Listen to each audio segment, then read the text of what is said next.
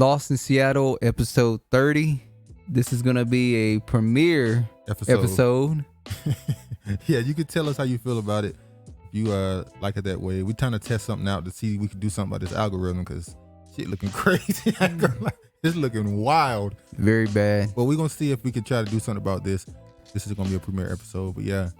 So we still mad as hell about that 450K. Had a lot of people hot. But now it's the hot potato now. Everybody, they backing up away from it. They want nothing to do with it.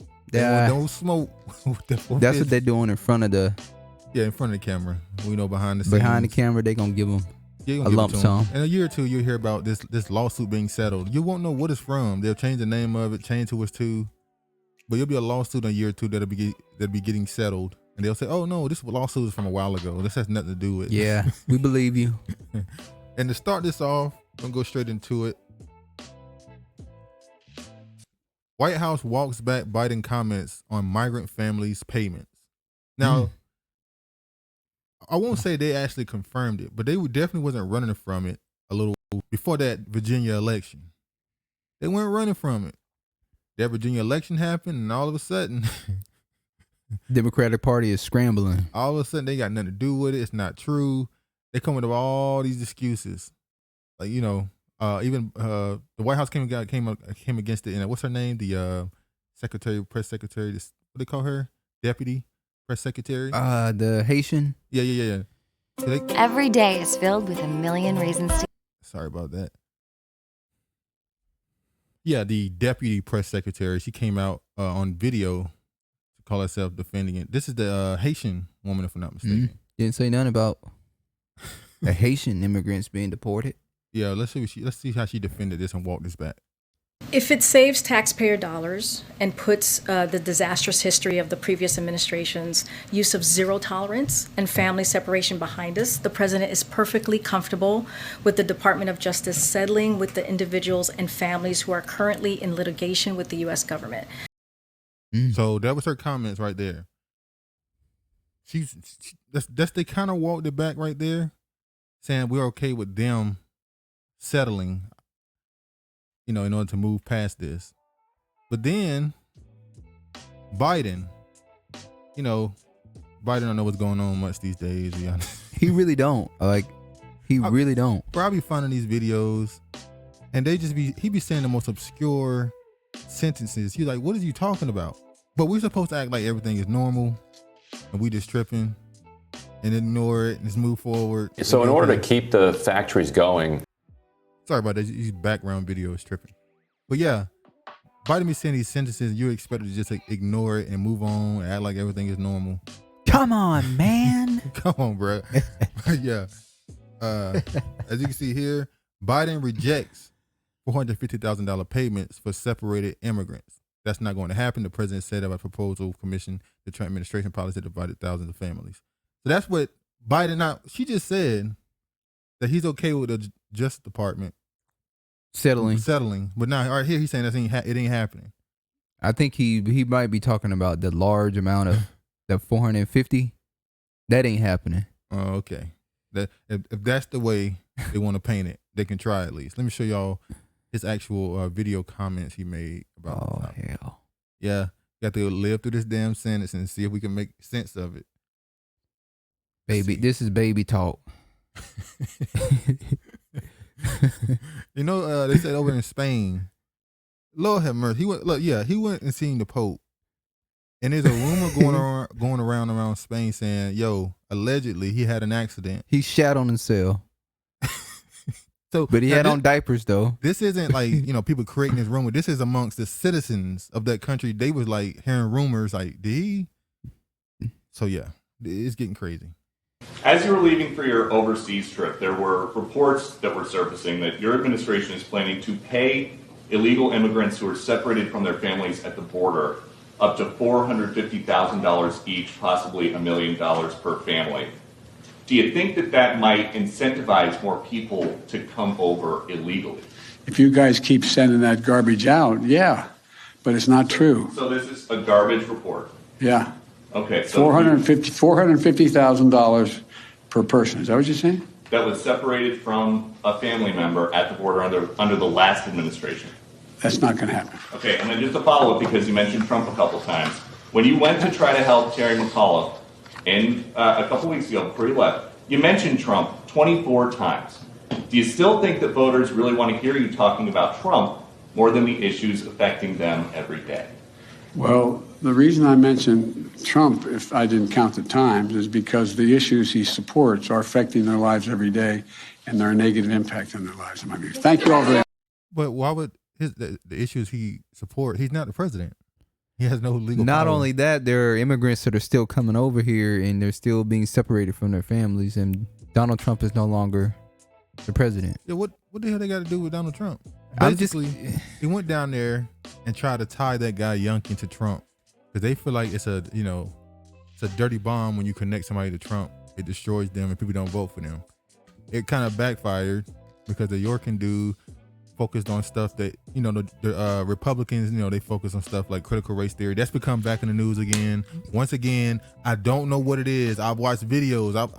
What is critical race theory? They keep changing what it is. Is it intersexuality? I don't know. Now you got the Democrats saying this is not real. Critical race theory, that's not in school. Since like we just a year ago, this is okay. This was something y'all was pushing. Now it They are doesn't exist. making American people mentally unstable. Like, so now it doesn't exist. But I can literally go read articles, watch videos of you saying that it's not what we think it is, and now you're saying it doesn't exist at all. But all right. They'll swear that the videos never, like the movie Shazam, that movie never happened. Oh Lord, I still don't understand that phenomenon. But he said he didn't do the movie, so we're gonna move on. I think he in with it. But all right. So now, but yeah, look at this right here. Congressional Black Caucus says Biden's Build Back Better is good for Black Americans. Despite being unsuccessful on voting rights, President Biden promises economic relief for Blacks. But as soon as you read the article, you know they're going to add something to it. What they always added to it. And brown. So this is the Black Caucus pushing that Build Back Better bill. Now, they're making the excuse that the reason why they lost that Virginia election is because they wasn't able to push forth their infrastructure bill and the whatchamacallit bill. And I don't think that's really what it is. But now they're saying, in order to fix everything, this Build Back, push Biden's bill in. We need his bill. This is what's going to get everything you need. Even though when you read the bill, there's so much stuff they've taken out. It's a hollow bill at this point. It's like it went from by the way, this country don't have no money to be spending, but it started off as $6 trillion, then 4, then 2.2, 2 point something. Now you're 1.7. So okay. You see here the Congressional Black Caucus is counting to a win from the 1.7 trillion framework agreement from President Biden's Build Back Better plan. The caucus has been demanding that the Biden administration keep promises it made to Black voters who delivered the Democrats a win in November 2020. The Hill reports the CBC requirements were doubly important since voting rights laws did not see much discussion in the Senate. What are they still pushing this voting rights thing? They're still pushing it. They already did a poll. Most Black people accept or fine with a voter ID. What's wrong with having it's literally your identification card. I don't understand. Some of the key issues, including funding for HBCUs, an increased child tax credit, funding for affordable housing, universal child care, and pre-K and Medicare expansions. So I guess that idea of Medicare for all is gone. Now it's just expanding Medicare. They threw that out the window. All right. Ohio rep noted last week that Biden's support among African Americans, particularly because of the backing of South Carolina Congressman Jim Clyburn, meant that he needed to deliver some political capital for Black people. We're going to say it again. If he get back in office again, South Carolina, ain't nothing we can do for you. We are cutting y'all off. By the way, doesn't it sound like when you read this that woman is trying to leverage Jim Clyburn right there? She's trying to throw it in his face. Like, look, Jim Clyburn won you the election. I hope so. I hope that's what she's trying to do. I would hope so. But why would you need to do this publicly? That means you ain't got no arm power behind the scenes. It's like he just ignoring you. Who do you talk to? I mean, don't you have direct access to him? No. You're one of his most valuable caucus. Like, don't you have direct access to his the people around him? Joe not even the fucking president. The president was very clear that he needed to demonstrate to us, he said this publicly, that because of the work of Jim Clyburn, a member of the Congressional Black Caucus, the number of black people who came out and voted in our district because of the issues that we bring forth, whether we're agreeing with one another or not, is all how progress happens. The spending package commits billions of dollars to increase the maximum amount of Pell Grants while giving billions more to HBCUs, tribal colleges, and universities, and other minority-serving institutions. There go your Brown. So we keep having to say this. So the Congressional Black Caucus, once again, does not look out for their people. They look out for everybody under the sun. The Congressional Black Caucus is leveraging Jim Clyburn, pushing Biden over the edge to win, to help not just black people. They got to help natives and other minority. That's anybody that's not white, and it's women. It's women also. Wouldn't all female and the alphabet people? Yeah, wouldn't that be like if a college is particularly all white female? Wouldn't that be considered a minority school? Yep. I don't know how the fuck white women are the minority when they got the fucking most in the whole country. I don't understand. So what you're telling me is you want those billions to not just be for HBCUs and Native Americans and the Latinos and the Asians, also for white women. That's what you're telling me. Yeah, I don't know. That's what you're telling me. What? Why the fuck that housing assistance and shit coming up? Yeah. People gonna be thinking that we trying to get fucking housing assistance and shit. No emails be coming, boy. But fucking emails be coming out of the blue, out of nowhere. They go like, yeah, right. Yeah, they're like, times must be hard for Lost in Seattle. Yeah. You know, niggas be like, yeah. But yeah, specifically $200 million will go to research capacity buildings, with another $100 million going to academic research facilities, modernization, and research instrumentation, including construction, upgrade, renovation, and repair for research infrastructure. So I'm not understanding. This isn't just, so when you see all these numbers, this isn't just for black people. Mm-hmm. The article is saying this helps black Americans. But in the article, you point out it's not just. Well, it doesn't say Build Back plan for black. No. I'm talking about this person. I know. The Congressional That's Black the illusion. Caucus, the Congressional Black Caucus painted it as a black bill. But when you go into it, they go, no, this is for. It don't say Build Back Better Black America. It says Build Back Better. So anybody who's not a Caucasian man benefits from this. Caucasian man is heavy as the head, man. It's your kingdom. They're trying to take his ass out of here. But see, here's the thing with this movement they got trying to push the Caucus. Because we can say this honestly. The image of, we've seen this for a while, the image of the Caucasian man has really been under distress for the last, 20 years? The image of the Caucasian man is falling. Yeah, it's already falling. He's already falling. But the problem is, in order to drop his image, they have to use somebody else to bring him up. And they're usually using black people. Now, they don't use black people in the sense of actually building them up. They use them for capital. So you basically become a face of something without getting nothing for it. You benefit none.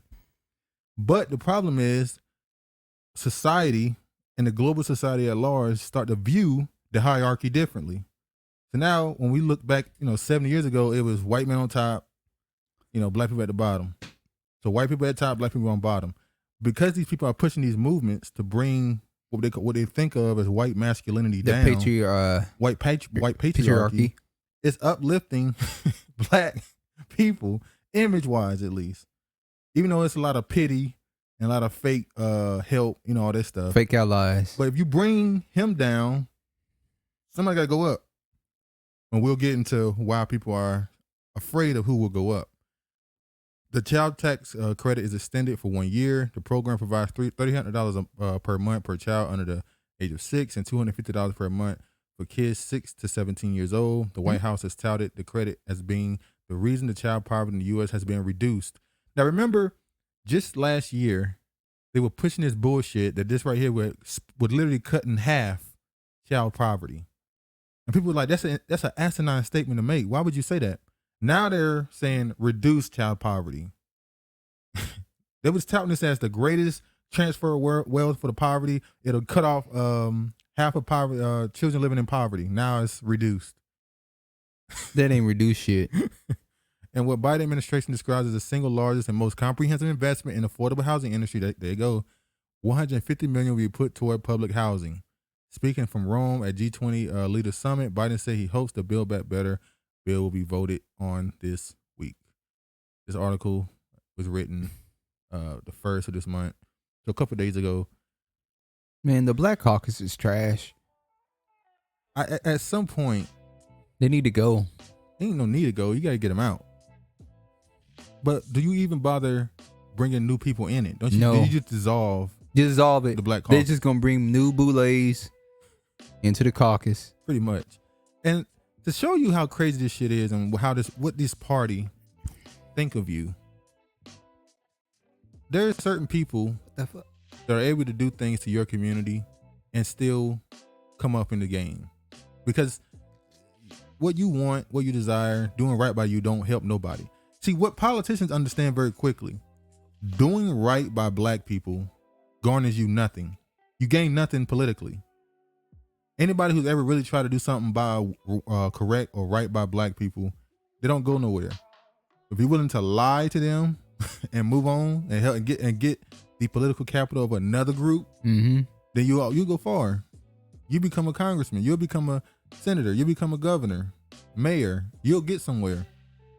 Like, so, how would he even get this opportunity? It doesn't make any sense. So let me show y'all this here.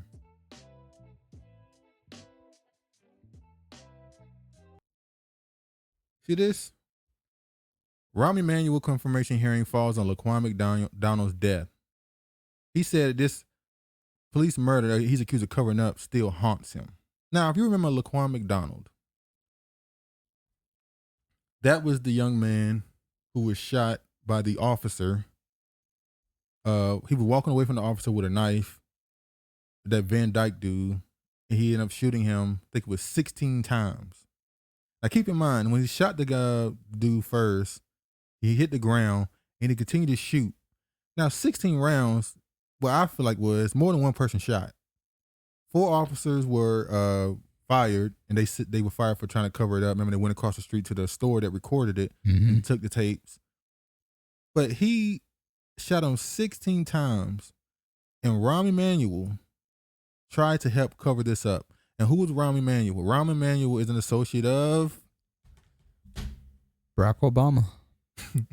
Barack Obama. This Barack Obama's man. Hillary Clinton's man. So this person who's associated with Barack Obama in Chicago, that's where Obama allegedly from. He tried to cover up the death and the murder of a black teen. Somehow got away with it. The dude ended up getting charged. I remember we was at the airport when this happened. We was at the airport and the thing was happening, and they said guilty. And people just kind of just standing around like, yay. They didn't really say nothing. It was just like, wasn't really a reaction. I expect people to just go, good. We was like, okay, that's a good thing. But we even was like, because at that point we had already seen all the other stuff happen. It's like, what does it matter? He got found guilty. How much time is he really gonna get? Exactly. And the guy that did you talk about, the ramen guy, he should have been charged for covering it up. You would think so, but once again, these people move in groups where they can get away with anything. Let me show y'all this. This is Tim. Rahm Emanuel, this is back in October 2021. This is when he was trying to get a nomination. And this came up, obviously. Like, dude, you try to cover up a murder. So he said, Rahm Emanuel says police murder he accused of covering up still haunts him. 7 years to the day after the murder of black teenager by a white Chicago police officer, the man accused of helping cover up critical evidence of the crime told the Senate Committee on Foreign Relations that his past actions shouldn't disqualify him from being the next U.S. ambassador to Japan. So they did it on the damn anniversary. The disrespect, the spit, they did it on the anniversary. That's to make mockery. That's what they do in this country. Like, they make mockery of your death. We're going to do it on the anniversary, and I'm going to bring it up, and I'm still going to get through. Yeah, he's still going to get through. Rahm Emanuel, a former congressman, White House chief of staff, and 2-term mayor of Chicago, told Senator on Wednesday that there's not a day of the week that has gone by in the past 7 years that's not thought about this and thought about the what ifs. The murder of Laquan McDonald and its aftermath, but said while he clearly missed the level of distress and skepticism that existed from black Chicagoans, he has since earned the support of the civil rights organizations and a relative of McDonald, all of whom can speak to my person and my care. You know who that relative is? His coon-ass uncle, who came out and defended Rahm Emanuel. You know, they're looking for a payday, which I'm being honest when I say this. I'm starting not to give a damn about the families that deal with these tragic situations. All they want is a payout. Every time this happens, you'll have this trauma will happen. You'll have a family member that come out and say, we want justice. And another one, the rest of them will come out, forgive, move forward, trying to get a payday. Because you worth more dead than you are alive. And that's really the message that gets seen when you see these cases of these just like the celebrities. Yeah, when these black boys get killed in the street by these officers, it comes off like, as a black boy, black man, you're worth more dead than alive. Like you just said, with the celebrities, these people that make all this music, they die and the music worth double, triple. Because after you die, people, your sales prices and your streaming stuff go up, and then the music companies, they make more money off of that. And they start releasing albums after you die. Albums they had took away that never released music. That you didn't want released. They said, fuck that, re-releasing that shit. Sound good to me. So yeah, in Rahm Emanuel, where was I at? Okay, it doesn't take away from the fact that a grave tragedy occurred, Emanuel said, gravely. And that tragedy sits with me. Emanuel inclusion to President Joe Biden's slate of political nominees to key U.S. Ambassadorships abroad has ranked civil rights leaders, progressive Democrats, and Chicago activists who stated the former mayor's actions in the aftermath of McDonald's murder are incompatible with the prestigious diplomatic posting. He's gonna get through. He shouldn't get through. And what's funny is, this is probably the promise that he was giving. You'll be okay. We'll find something for you later on down the road. Yeah, Barack Obama, we got something for you, man. Yeah. Now look at this right here. Senate committee advances Rahm Emanuel's nomination as ambassador to Japan.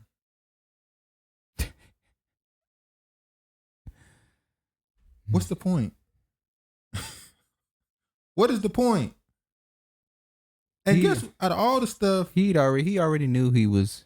Yeah, he knew he was getting through. He was gonna be the ambassador.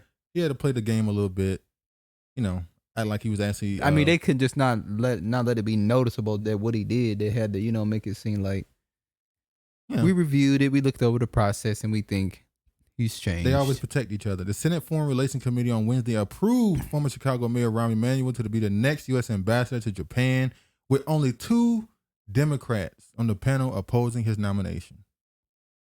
Only 2. Emanuel prospects for confirmation remain solid even without the support of Democratic Senator Jeffrey Merkley in Oregon and Edward Merkley of Massachusetts. Are they siblings? Oh, the L is not into his. That's a weird how close their names are right there. Mm-hmm. So the damn person from Oregon and the person from Massachusetts are the only people who voted against him getting the ambassadorship. You see here, the loss of support of the 2 Democrats is not critical to his confirmation at this point because he has support from at least 2 Republicans. You see the names there? Both men have said in the public they back Emanuel. Emanuel nomination advanced to the Senate floor on the voice vote. Senator Marco Rubio was a no. But he has opposed all of Biden's nominees to the position of the State Department, whatever. During his October confirmation hearing, which most senators on the panel on both sides of the aisle did not attend, Merkley was the only senator to raise objection to Emanuel becoming an envoy to Japan. He grilled Emanuel over the handling of Laquan McDonald murder. While he was mayor, McDonald was a black teen shot 6 times by a white Chicago police officer on October 20th, 2014. In a statement, Merkley said on Wednesday, Black Lives Matter. Here in the halls of Congress, it is important that we not just speak and believe these words, but put them into action in the decisions we make. I have carefully considered Mayor Emanuel's record and the input of civil rights leaders, criminal justice experts, and local elected officials who have reached out to the Senate to weigh in, and have reached a decision that I cannot support his nomination to serve as a U.S. ambassador. So wait, he said he had support from civil rights leaders. But I guess after that dude did his research, he did not have support with the civil rights leader. Rahm Emanuel said he had support for civil rights leader, but when he talked to him, he was convinced not.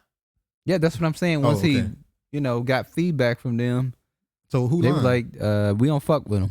While I respect Mayor Emanuel's many years of service and the point of view of my colleagues who have come to the different conclusion, I will be voting no when his nomination comes for the committee. You know who voted for him?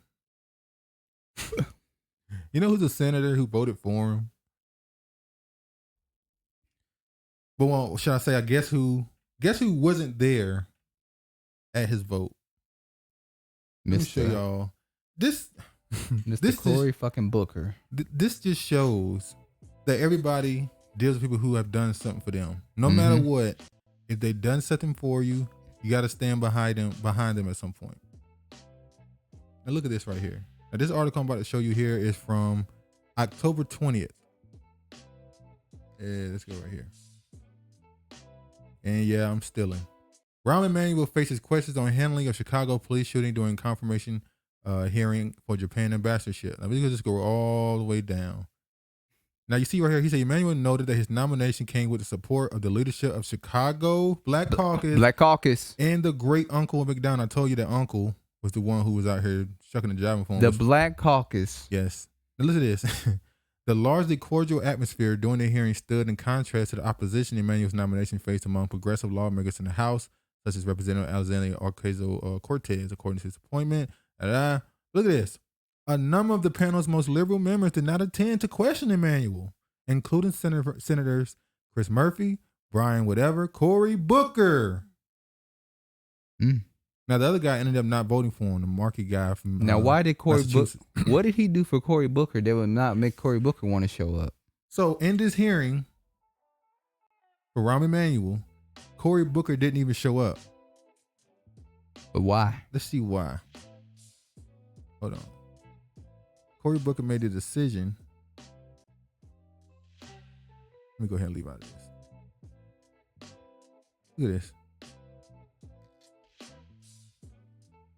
Chicago Mayor Rahm Emanuel to stump for Cory Booker on Friday in New Jersey City. You scratch my back, I scratch your back. Now, this was in September 17, 2013. This was right before the Laquan McDonald thing happened. Well, a year before, should I say. A year before. So, he wouldn't have stomped for him in New Jersey City in 2013. In 2021, when it's up for him to become the ambassador to Japan, Cory Booker decided not to attend the hearing, and we know why, because he didn't want to grill him.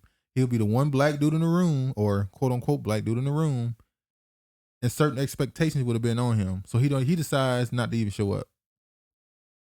Coward. Fucking coward. That's and what you know he he is. voted for him. And look at this bullshit right here. Got all these black kids. This is and some brown kids. United States Senator. He could have... only 2 people voted against him getting it. 2 Caucasian men. Shameful. As AOC said, shameful. Oh, yeah. Her big ass teeth. Her damn fake ass and fraud. But anyway, another thing with this Rahm Emanuel thing as well. Jussie Smollett. Things get left out of the Jussie Smollett storyline. If you remember back when he came out and said that he was beaten and Clorox thrown on him and called slurs in the South Side of Chicago on a night where it was like minus 50, when black people was already he went out at like 2:00 in the morning to get some Subway. Black people were already looking like, I don't know. It's negative 15 degrees and. But I will say the first person that came out and said I don't believe him, Mr. Joe Budden. was Joe Budden. We're not gonna talk about what this came out about him. Well, he just said, I think I'm taking it as a joke. We're gonna move on from that. But Joe Budden was the first person to say at least first celebrity or person with a big platform to have the heart to say I don't believe him. I think he's lying. And it came out, he was lying. The Nigerian dudes exposed his ass. But what gets lost in that is Rahm Emanuel was the mayor at the time, and he did a lot of fake anger at Jussie Smollett. You said he wasn't what? He was the mayor. Oh, I thought you said he wasn't married at the time. No, he was the mayor. And he did a lot of fake anger. He constantly was trying to bash him in the media and stuff. Yet the charges were dropped. Mm-hmm. And they tried to say it was fake. So we know Rahm Emanuel has connections with Obama. And guess who got Jussie Smollett out of that trouble? Obama. He made the phone call. Mm-hmm. You know he liked making phone calls to certain people. Yeah, he definitely do. So when you go back to these articles back in the day when the Jussie Smollett thing was happening, a lot of the people in Chicago they were like, we're not blaming. The main person they wanted to blame was Rahm Emanuel. They was like, look, this is just theatrics with him. You see here, Jussie Smollett, not the best example of the lack of accountability in Chicago. Rahm Emanuel is. Remember when you saw those police officers having to deal with the absolute clown show of looking for ghosts, probably knowing behind the scenes this seems fake, but would not dare say it out loud in front of the public. But then you find out it is fake, and you don't have your guys running the streets, running the city, wasting all this time, wasting all taxpayers' money, and you know they mad. So now he got to be mad, which means the mayor has to stand for his guy. He got to act mad. But then behind the scenes, phone calls get made to get him out of trouble. So Rahm Emanuel is getting his chance to get back into the campaign. I mean, back into the Obama administration. I'm sorry, the Joe Biden administration, because all Biden doing is bringing everybody that Obama had back. Which would tell you who is actually running the country right now. Everybody Biden is bringing in is Obama's people. We can't say who, because that's misinformation to say who's actually running the country right now. Well, I think we could talk shit, but yeah, we're gonna. No, you can't. I can't say who the real president is. And look at this right here. Manchin deals major blow to Democratic efforts to include amnesty for illegal immigrants in spending bill. Virginia. So in this spending bill that got coming up, the things that seem to be holding them up is the immigrant stuff. Now we know they stripped the bill of things that can really help black people. We know for a fact the black people were promised 55 million, and it was dropped. Mm-hmm. And now it includes anybody who's not white. It's all minority groups, and it is a you have to compete for the scholarships with them now because they're moving from the black vote to the Hispanic the vote. Hispanic vote. That's why they're allowing all these illegal immigrants to come in this country, because that's what your replacements are.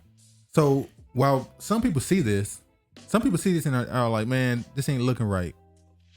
Y'all doing all this stuff, and you're pretty much pushing your so-called black supporters away. You're ignoring them. Now, I'm one of the people that believe you're not gonna vote your way out of the system. You're not gonna vote your way out of what's going on to our people. That's not how it's gonna work. But if you do vote, you should be pissed, because they've done everything they can to ignore you. And then you got these particular people that's out here to defend the establishment. Mm-hmm. We talked about in our last video, Jamel Hill, Bakari Sellers, a few of the other black boule people. What's his name? What are we talking shit about? I can't remember his name. Roland Martin and all them people. What's that girl? Roly Poly? Black Woman Views, the one who be constantly protecting Kamala Harris, thinking that she's the greatest thing ever, ignoring all the wicked stuff she do. But Jamel Hill, we said yesterday, well, not that wasn't yesterday, it was the day before yesterday, right? We said in our last video that Jamel Hill was a shield for the Democratic Party. She knew she wanted to get into politics when she was with ESPN. Which is why she purposely sank her job there to get into the political field. Now she's on whatchamacallit with Carrie Champion. And they can see by this picture, there's certain things they just won't talk about. They talk all this blackity black stuff, but we've heard Carrie Champion come out and literally say, Italian man, treat her better. But let's move on. The thing I really want to talk about with this is this right here. This is the woman, Denise Oliver Velez, whatever her name is, the former Black Panther Party, young lord, feminist activist woman, who came and called herself correcting Jamel Hill when Jamel Hill was saying basically what everybody else is saying. Man, why are we voting for these people? They ain't doing this, they ain't doing that. The frustration. She was saying, you can't afford to be tired. Vote. Yeah, which is the same thing Obama said. Now listen, this is a former Black Panther telling people to vote. Just think about that for a second.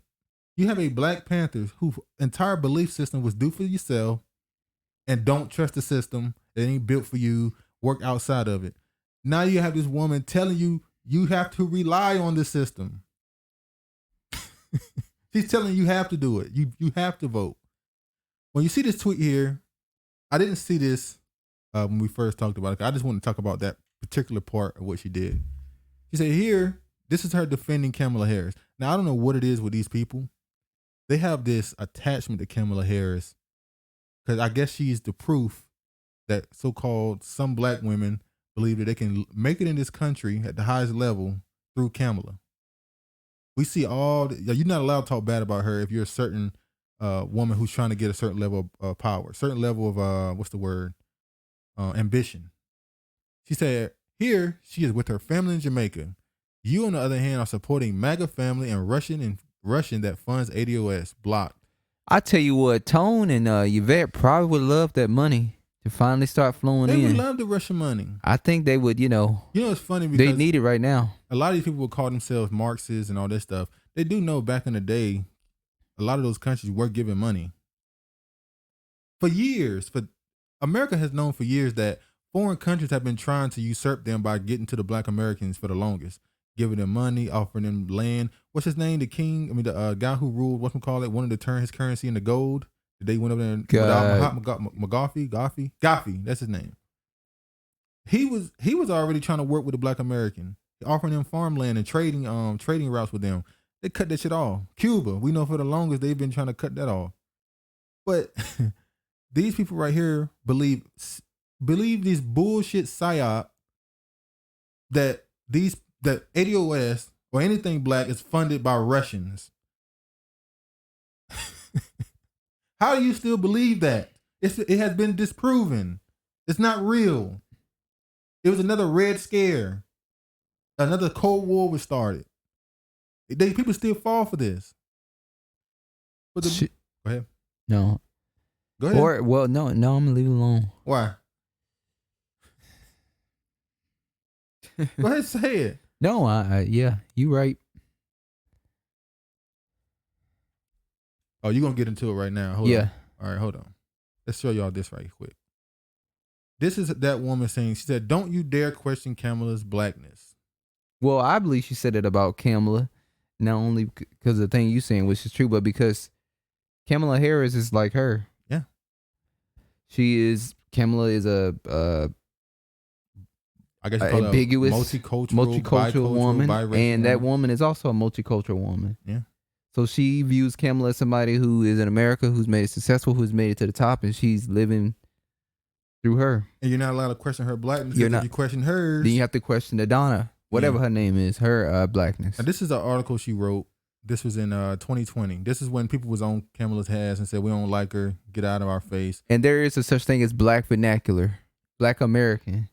Yes, it is. And in this article, you're going to see she's copying black vernacular. Yeah, you can tell she's copying it. She ain't living it. So she wrote this when really the height, I won't even say the height, when people were really just not feeling her. When people, the left side of the media started purporting this idea that anybody who was against her, not calling her black, is against her quote unquote blackness. When we said she's not black, we're saying she's not black American. She's not of the lineage. And some people were saying she ain't black. I'm saying she ain't black. She's Indian and Jamaican. Her father is also allegedly half Jamaican. Half Indian. He has Indian ancestry as well. Allegedly, her father has Indian ancestry. So she's not black. What we consider black, that's not her. But this is what the woman had to say. She said, I'm about to go all Brooklyn on some of folks in this internet. Take off my earrings and throw down. Now, don't this sound like somebody who's trying to mock black women? Not trying to mock. Well, be a caricature of a black woman. It's like she's being a caricature at that point. She's trying to set an image for you that I'm this. Because the title is Don't Question Her Blackness. So in this article, I got to be extra black. Which is taking off my earrings. I'm surprised she didn't bring out the Vaseline part. She forgot that part. Verbally, of course. Y'all want to play games to score dubious political points and dare to question who vice presidential candidate and Senator Kamala Harris is or isn't regarding her identity as a black woman who is also a South Asian Tamil heritage. I guess I would rather you have pointed out she was Brahmin, but I'm not having it. There be folks, come on. There be folks. That's bad. Come on, bro. There be folks. There be folks who are now going full birther about her citizenship. Spare me the BS. Last time I looked, Oakland, California is still a part of the U.S. It ain't even an island state like Hawaii. Yes, her daddy was black from Jamaica, an island in the Caribbean. that was slavery central during the Triangle Trade. That place that be racist Brit. Wait, what? That place that racist Brits are trying to deport black Brits to. See Windrush. Home to Marcus Garvey. Y'all fixing to. We could talk about Marcus Garvey. Yeah. Marcus Garvey got a little heat coming on. I've been seeing a lot of people make videos. No, of Marcus people Garvey. starting to tell the truth about The fact that this man Marcus Garvey never touched foot in Africa. Back to Africa, but never went to Africa. He died in Europe. But let's move on. Y'all fixing to unpack Biggie Y'all fixing to unpack Biggie Smalls, or are you gonna whitenize the Caribbean that gave us Black Power activist Kwame Ture, Stokely Carmichael, and Shirley Chisholm? That's a bad name to bring up. Shirley Chisholm said, "Don't call her a 20th century black activist. Call her a woman. She's a woman that changed history in the 20th century." So she didn't want to be part of that Black Power stuff. Oh yeah, least I forget, you hoteps better stop quoting Malcolm X too while you're at it. His mama was from Grenada and he had gas freckles. Now that hotep, this is a Black Panther, former Black Panther, using hotep in a derogatory sense. Hotep. What does she mean about freckle? I'm confused about the freckles part. Black people now have she's going freckles. into the colorism thing that y'all don't consider her black because her skin tone. Malcolm X had freckles and was light skinned. No one. What are you talking about? Okay, we light skinned. But the fact that she just demonized the term hotep right there says a lot about her ideology. Did she really believe anything she said she did? I can imagine a Black Panther member saying hotep in a negative sense.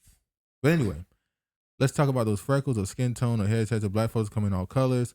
Ebony, we been Negroes, colored, Afro-American. Well, now you ain't been shit because you not from America. You ain't been no Negro. American and just plain old black, identified the African-American label didn't manage to point to the African continent ethnic group. And because of the enslavement trade and the practice medicine erase our specific continental ethnic heritage so much but just separate Africa, So you see how she went into this thing, she black because of, she has some black in her. But we were talking lineage, we were talking heritage, we were talking culturally. She's Indian. I remember when they said that Kamala, her mother, made sure she understood her black culture. Like, what?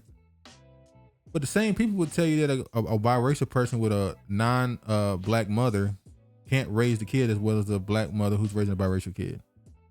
But you defend Kamala. She wasn't raised by a black woman. She was raised by Indian. So according to your ramen. So according to you, if you really believe that you're only black if you have a black mama, she's not black then. Right? Negroes and their delusions. It's all right. Let's move on.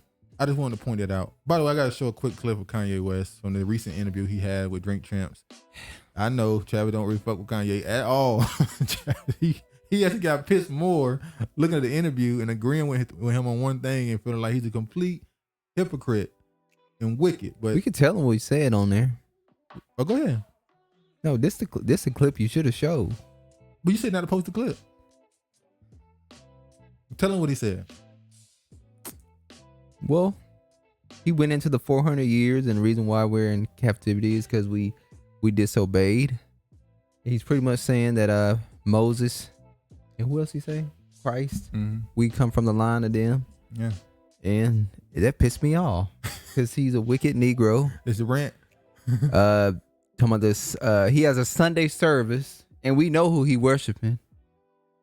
If Baal be your God, then serve Baal. That's what pisses me off.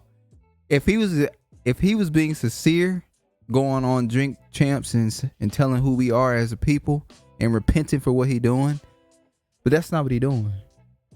I think you see it as at least he's getting the word out and spreading the word because it's people that's watching Norris Champ has never heard of that. But at the same time, you got to rebuke that Negro and say you have to rebuke, stop worshiping Baal and worship the Most High. Because he's not worshiping the Most High. You know he's not worshiping the Most High. He's at a Sunday service with Justin Bieber and Marilyn Manson. Come on, man. we supposed to believe that you actually have a Sunday service and you worshiping the Most High. Well, Marilyn Manson is an out Satanist, ain't he? He's an atheist. atheist, quote unquote. Nobody's an atheist. By the way, no one on the planet is an atheist. Everybody believes in something. You either worship another being or God, or you worship yourself. No one is an atheist. That's what pisses me off. You know, you're saying the right stuff, but your actions is completely different. You know who you are, and the things that you've chosen to do is a complete slap in the face to the Most High, and that's what pisses me off about Kanye West, because he's a genius. He is a genius at what he does. It's just like, how are the most genius people like R. Kelly and fucking Kanye West are just some of the wickedest people. The wicked Negro. Well, maybe it's because. But you know what? The Most High says, you know. Maybe it's because of the trauma bring it out of them. The trauma brings it out of them. But, you know, just because we see them as wicked as hell does not mean they're not going to make it into the kingdom. It's just because he chooses who he chooses, and you don't question who he chooses. But Kanye also gave us George Bush don't like black people. Okay. That's a big moment. It's a big moment, but it still doesn't take away the fact that he's a wicked ass Negro. No. But I will say he did something we haven't seen a politician do. I mean, was that sincere what he did, or was that something he was programmed and told to do? Well, that's a whole different topic. But let me show y'all what he had to say about Kamala. I just want to show this funny clip he said about Kamala on Drink Champs. Which Sean and John, you know, Pusha voted Democrat, voted for Kamala. We ain't seen her since the election either. And I ain't seen you saw Whole Foods. I ain't seen it since the election. They got 94% of the black female vote. You would have thought Drake was running.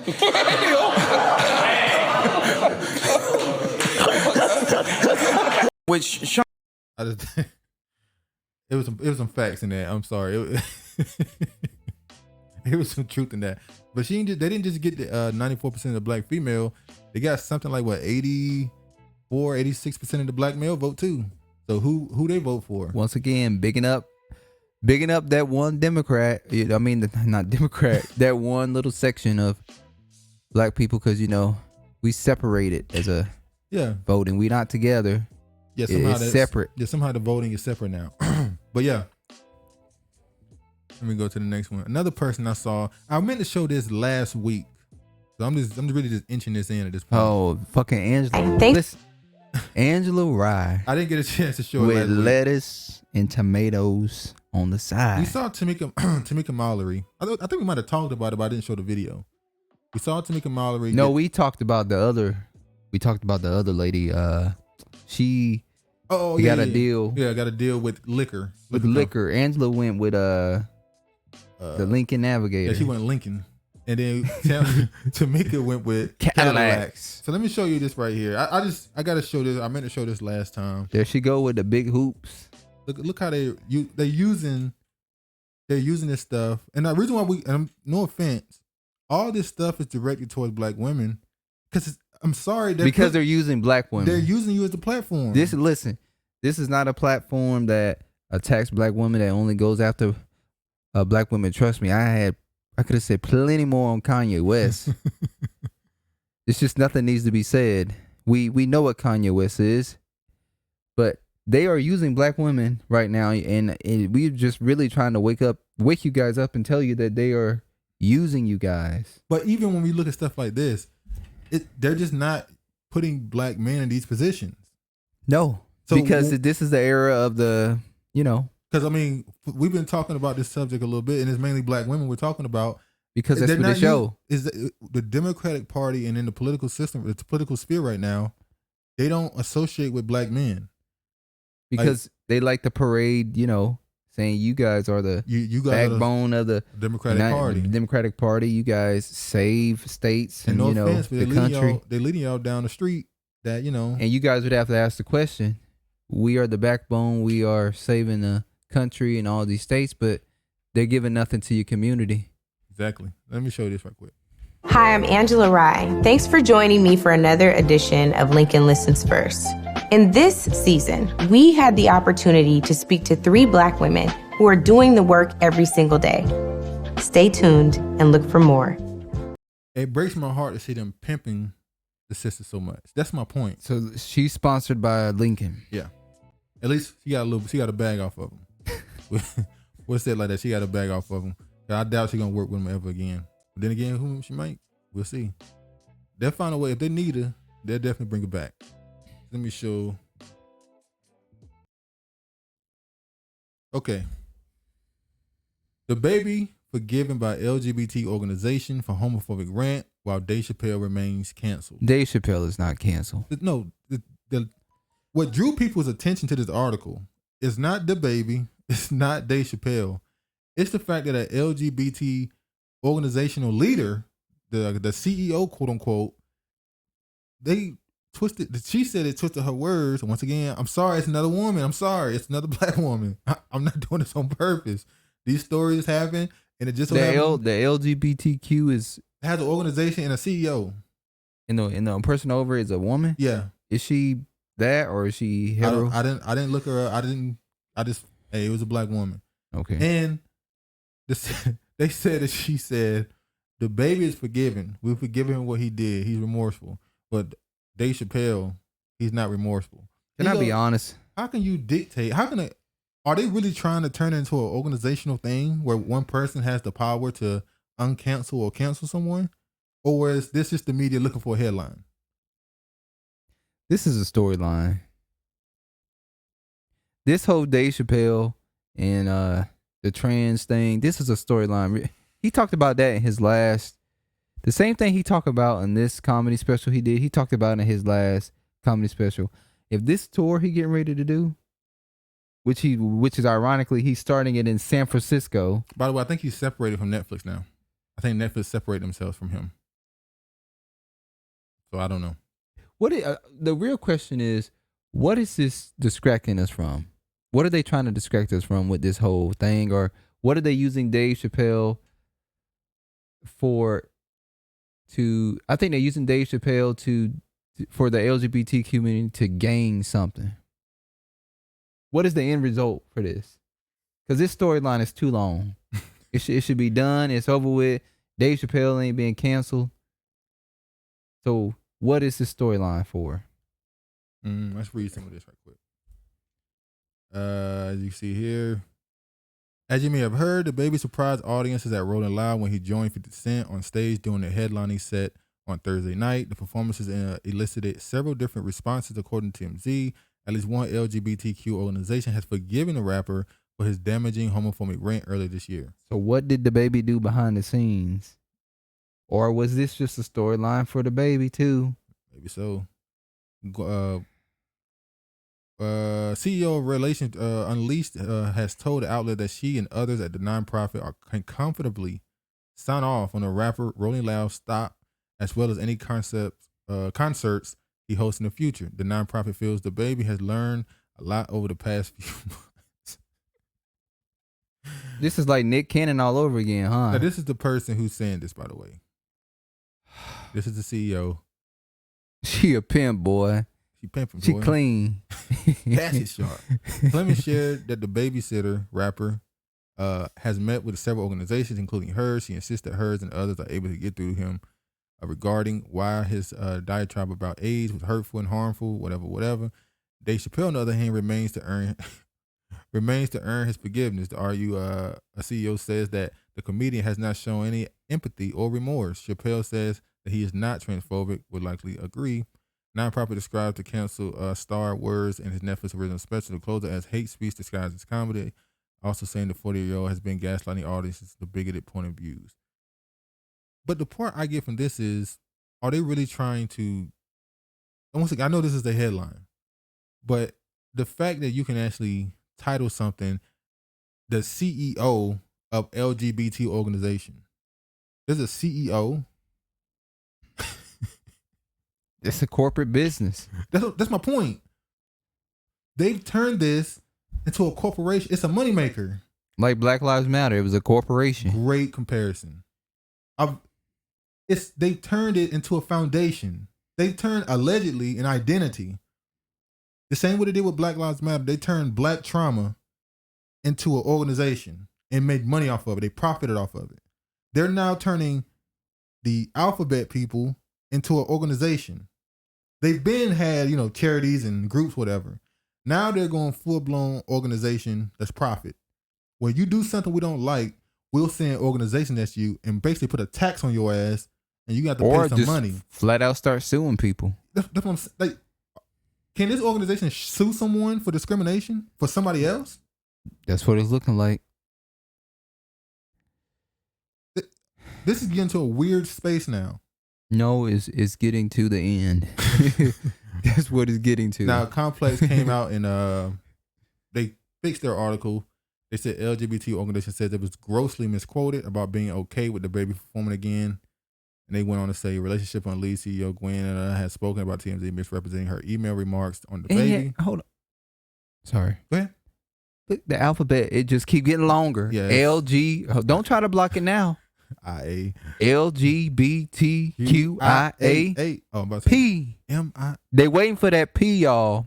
When that P is on the damn alphabet, that's the fucking nail in the coffin. The B is well. And nation already on the judgment, but shit is gonna hit the fan. Our organization stands on a strong principle of being defenders of the LGBTQIA community, and nothing has changed. Today we are engulfed with our new uplifts in the fire. We did not start. We don't give a Instagram fuck. posts and relationship leads. Our comments to a brief question were grossly misquoted and intentionally framed in a clickbaiting headline to drive traffic TMZ. We vehemently deny this assertion, and the reporting does not align with our values and mission. I feel like I'm living in a damn alternate universe. Like, Clemens stated that the writer completely disregarded many qualifying points she shared that nuanced the heart of the question about DaBaby. The greater points she shared were completely ignored, therefore resulting in overall misleading story. Reads the additional post. The changes to TMZ is asserted for the email have intentionally attempted to transform her from the insightful and thoughtful leader to the insensitive, irresponsible, rogue voice. Now, hold on. She's saying they're trying to twist me to be some type of dictator over the quote-unquote LGBT community. what is the I and the A? The I. Who knows, man? So then they went on to still produce a story. LOL. He doesn't have permission to or He clearance doesn't to need rap. your. People really need to get over themselves. You aren't as important as you think you are, and you can't force people to accept you. Whatever dream world you do live in. Oh, For the they record, got I one am of they- bisexual. They got one of their people coming out against them. I am bisexual, and the movement is actually embarrassing a lot of us. He does not have to like what I like or think it's okay. All right. He has to Okay, reply. God, 6'9". But Damn. what I got from that is maybe they did it a little too strongly, Mhm. but they're definitely starting to paint these organizations as power.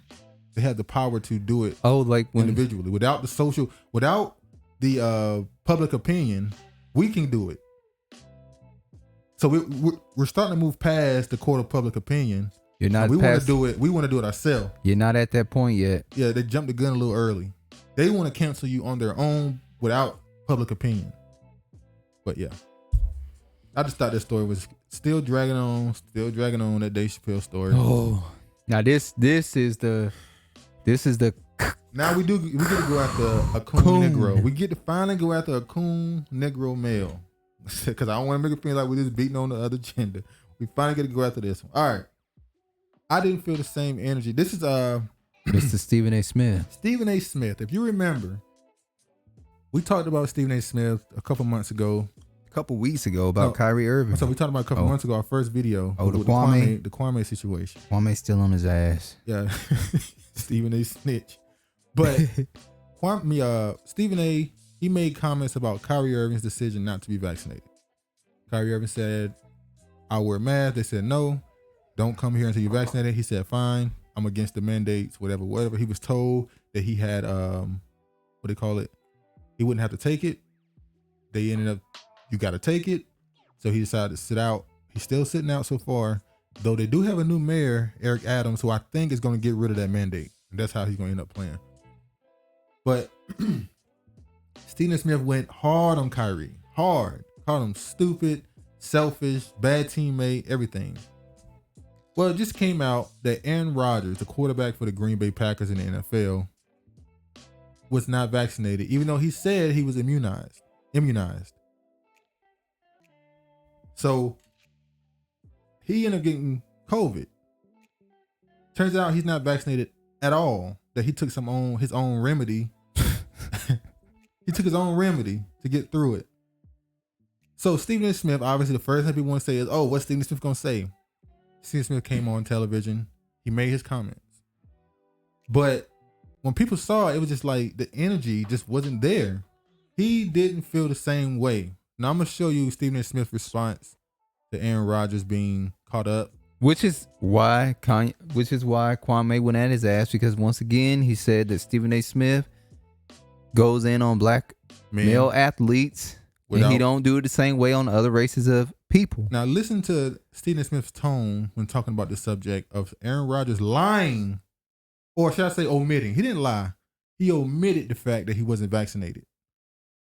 Well, to not tell them that he wasn't vaccinated. Omission is a form of lying. I know. He's lying. But technically he didn't lie. He just didn't tell the whole story. But listen to how Stephen A. Smith responded. Even the energy right here, you could just tell. The energy low, the eyes ain't buck. Because before he was...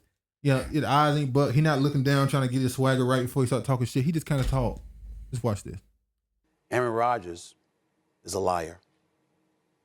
Period. He lied through his teeth with a smirk on his face in regarding a matter that is very, very serious. Okay, you lied about that, so what else did you lie about? You lied about Gutekunst? You lied about what was going on with the Green Bay Packers? What else you been lying about? Because you did it with such ease, such fluidity. I mean, you know what I'm saying? I mean, it was just very, very impressive. And it was slick as hell. Yeah, I'm immunized. You take the Pfizer, Moderna, Johnson & Johnson, all right? According to the NFL, that means you're not considered vaccinated. You knew this, but never said anything. The Packers are culpable, too, because they knew it. And you were still addressing the media without wearing a mask. You weren't following NFL protocols. I heard somebody on the radio, I think, talking about Carson Wentz. Carson Wentz is not vaccinated. We all know this. He's got a mask when he's on the sidelines. He's got a mask when he goes on the field and he's greeting other players. He's got a mask when he's addressing the media, etc. So Carson Wentz was following protocol. As a football player, understanding NFL guidelines, but recognizing the fact that he didn't want to get vaccinated. So as a result, this is what he did. Aaron Rodgers wanted the best of both worlds. He didn't want to follow the protocol, but at the same time, he didn't tell everybody that he was required to follow the protocol because he gave the impression that he was vaccinated. I don't like sitting here and saying that. I love me some Aaron Rodgers. Everybody knows that. I religiously and continuously throughout the years, Molly, you can attest to this, has come to this man's defense time and time and time again. Did he ever say he loved Kyrie Irving? Well, he said, I think he's a smart brother, but he's doing something stupid. Did he say he loved him? And you were slick with it. Let's go down the list about what I'm saying because, again, I've been on the record. Aaron Rodgers is a liar. Aaron Rodgers to be suspended. Period. I don't know how much stronger I can be than that. Well, I can tell you how much stronger you can be. I'm going to show you how much stronger you could be. Now, that end right there, he was responding to Jay Williams when Jay Williams pretty much said, you ain't keep the same energy. So Jay Williams responded to him on the spot, on the show. You know ESPN made sure to get him on there. ESPN want the views. They know. Yeah. So listen to what Jay Williams responded to Stephen A. Smith with while he was giving his opinion on Aaron Rodgers. Two Kyries. It doesn't. They are drastically different. Okay. Aaron Rodgers is exponentially worse. He lied or omitted the truth. We'll get to that. There was not only a lie, there was an intent to lie. And it just a couple of things for you, Stephen A., because we obviously have this gripe. I have this gripe with you. Because it's both of us. Yeah, it's fine. I wrote down some things that you said here. Sure. So 3.5 weeks ago, you said it amounts to betrayal for Kyrie. You said, quote, flat out stupid as relates to what he's doing. Quote, bad teammate. Quote, selfish. October 16th on CNN. To the hell with you. You say all these things about Kyrie Irving, and Kyrie Irving was very upfront and honest about what his situation was. Mm-hmm. He wasn't jeopardizing anybody else. He didn't put anybody else on the Brooklyn Nets and their team at risk. When he was allowed to be around the team, he had his mask on. He abided by all the rules. But he was subject to mass criticism by you, animated criticism by you. Mm-hmm. And then I'm in a green room, and I watch you, and I see your points that you had against Aaron Rodgers, and I appreciate the stance by calling him a liar. I just didn't feel the same venom. I didn't feel the same energy that was associated with Kyrie Irving. And a part of me wonders, why? How come you don't hold Aaron Rodgers to the same, who lied on national, looked reporters in the eye and said, yeah, I'm immunized. Okay. Why not? I don't understand that. Now, what's crazy about that is Kyrie Irving, from the beginning, let everybody know he wasn't. Like, first he said, I don't want that public. They asked him, was he vaccinated? I don't want that public. So then he wasn't allowed to do certain things. People came to the understanding very quickly, oh, he's not vaccinated. He wore a mask every time you saw him. He didn't hide it. He didn't lie and say he was. He accepted it immediately, gave his reason why he wasn't vaccinated, and he said much else. Aaron Rodgers got in front of the cameras and said he was vaccinated, which according to the media and these people, these pro-vax people, is so dangerous. Mm-hmm. So this unvaccinated person was around all these people with no mask on, lied about being vaccinated, and he's not worse in that scenario. I was told that if you're not vaccinated, you spread it like wildfire and you're a danger to everybody and everybody can die. So who's more betrayal?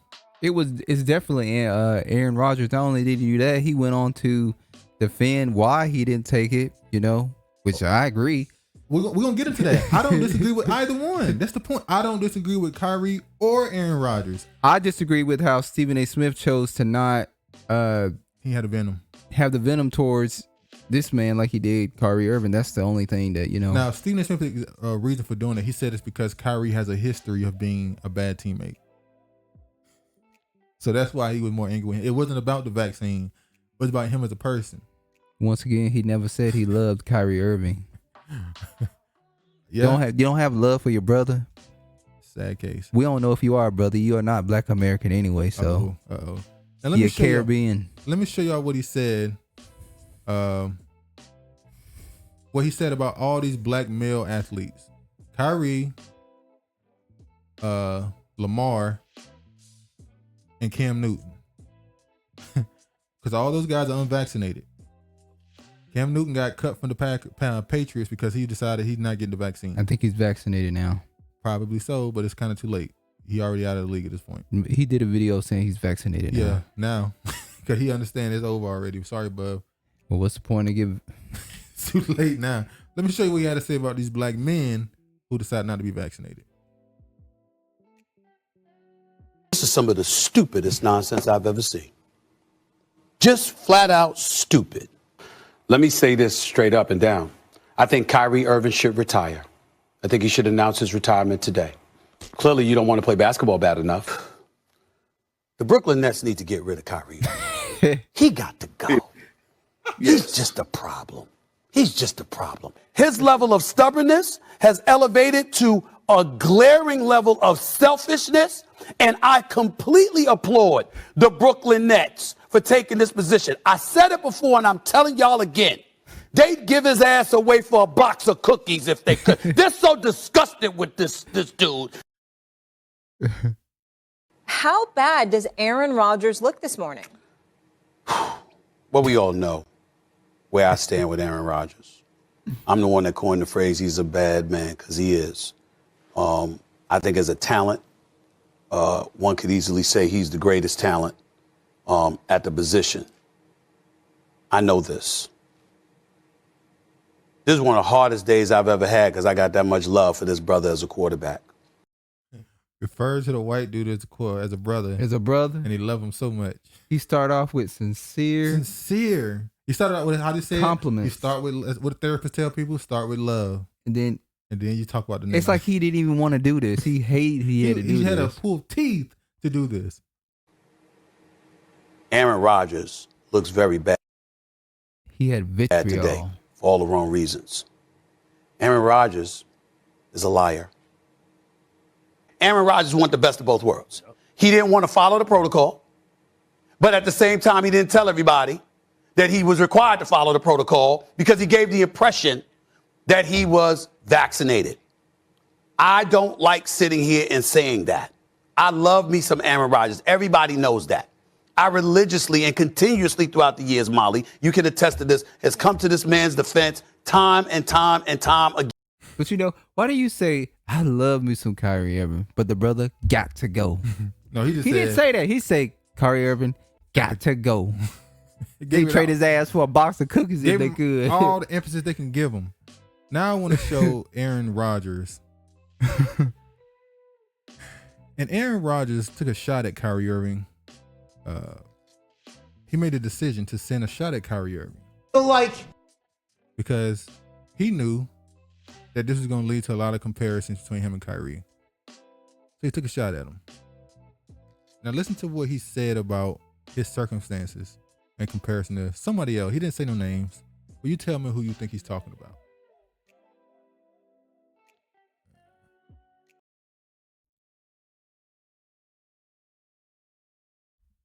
It wasn't some sort of ruse or lie. It was the truth. And I'll get into the whole immunization in a second. But had there been a follow-up to my statement that I've been immunized, I would have responded with this. I would have said, look, I'm not, some sort of anti-vax flat earther. Now, the joke on Kyrie Irving is that he's a flat earther, that he's this anti-vax flat earther. All these people attacking him have used that same language. He's an anti-vax flat earther. So why would you, as somebody who clearly does not want to take the vaccine, attack another person for not taking the vaccine? You have to understand, Aaron Rodgers is an arrogant asshole. All the teammates that left the Green Bay Packers have walked away saying he's a terrible leader. He's an asshole. Then how can Stephen A. Smith call him he's known for being a bad teammate? Well, exactly. He's known for being a bad teammate. But Aaron Rodgers also is a guy who went on Jeopardy, hosted Jeopardy. So he thinks he's very intelligent. So what he's saying right here is, don't compare me to Kyrie Irving. I'm way smarter than him. So please don't think that because I don't want to take the vaccine that I'm stupid like him. That's what he's saying. He's putting himself above Kyrie Irving, trying to say don't compare us to just because we agree on one thing. Well, typical white man. But other points he made, I agreed. I'm going to show him talking about the difference in the reaction between when the previous administration was pushing the vaccine and how people reacted to it versus now. Well, even your vice president said she wasn't taking the vaccine. Yeah, Kamala Harris said that she was not taking the vaccine. Joy Reid said she wasn't taking the vaccine. Even if Joe Biden even if he wins, I'm not taking it. Thank you. Nicki Minaj brought that receipt. Let me show y'all this. For sharing of information, it was such a witch hunt. They wanted to out and shame and denigrate every single person who didn't immediately say, "Oh yeah, I got the Pfizer, I got the Moderna, whatever." I wanted it to go away. Everyone in the squad knew I was not vaccinated. Everyone in the organization knew I wasn't vaccinated. I wasn't hiding it from anybody. I was trying to minimize and mitigate having to have this conversation that would go on and on. And there were people in the media who somehow... Wasn't Kyrie Irving trying to do the same thing? He didn't want to talk about it. He was trying to minimize and not let it be known. He said, when they asked about the teammates things, he said, me and my teammates will talk about this privately. We don't talk about this stuff publicly. The person who blew the story up was Stephen A. Smith. Because he was told to. Stephen A. Smith was told to blow the story up. But when it came to this Aaron Rodgers dude, he was told to quiet it down. Well, people called it out and said, no, you ain't fucking quieting this shit down. I don't think they told him to quiet it down. I think they just didn't give him any orders on this one. It was just handle it yourself. The Kyrie? They said, burn it. Go with everything you can on this Negro. Now found out about it and been sitting on it for a couple months. So it wasn't like this thing was just hidden until this week. Like, people knew it and they sat on it. At some point, I knew I was going to have to discuss it. And, I was ready to discuss it. He's throwing the organization under the bus. Yeah, he's literally saying they knew. He's saying they knew. They're being fake. They're pretending like they knew this. He's also saying media members knew. But wow. The problem with this is it is so political. And health should not be political.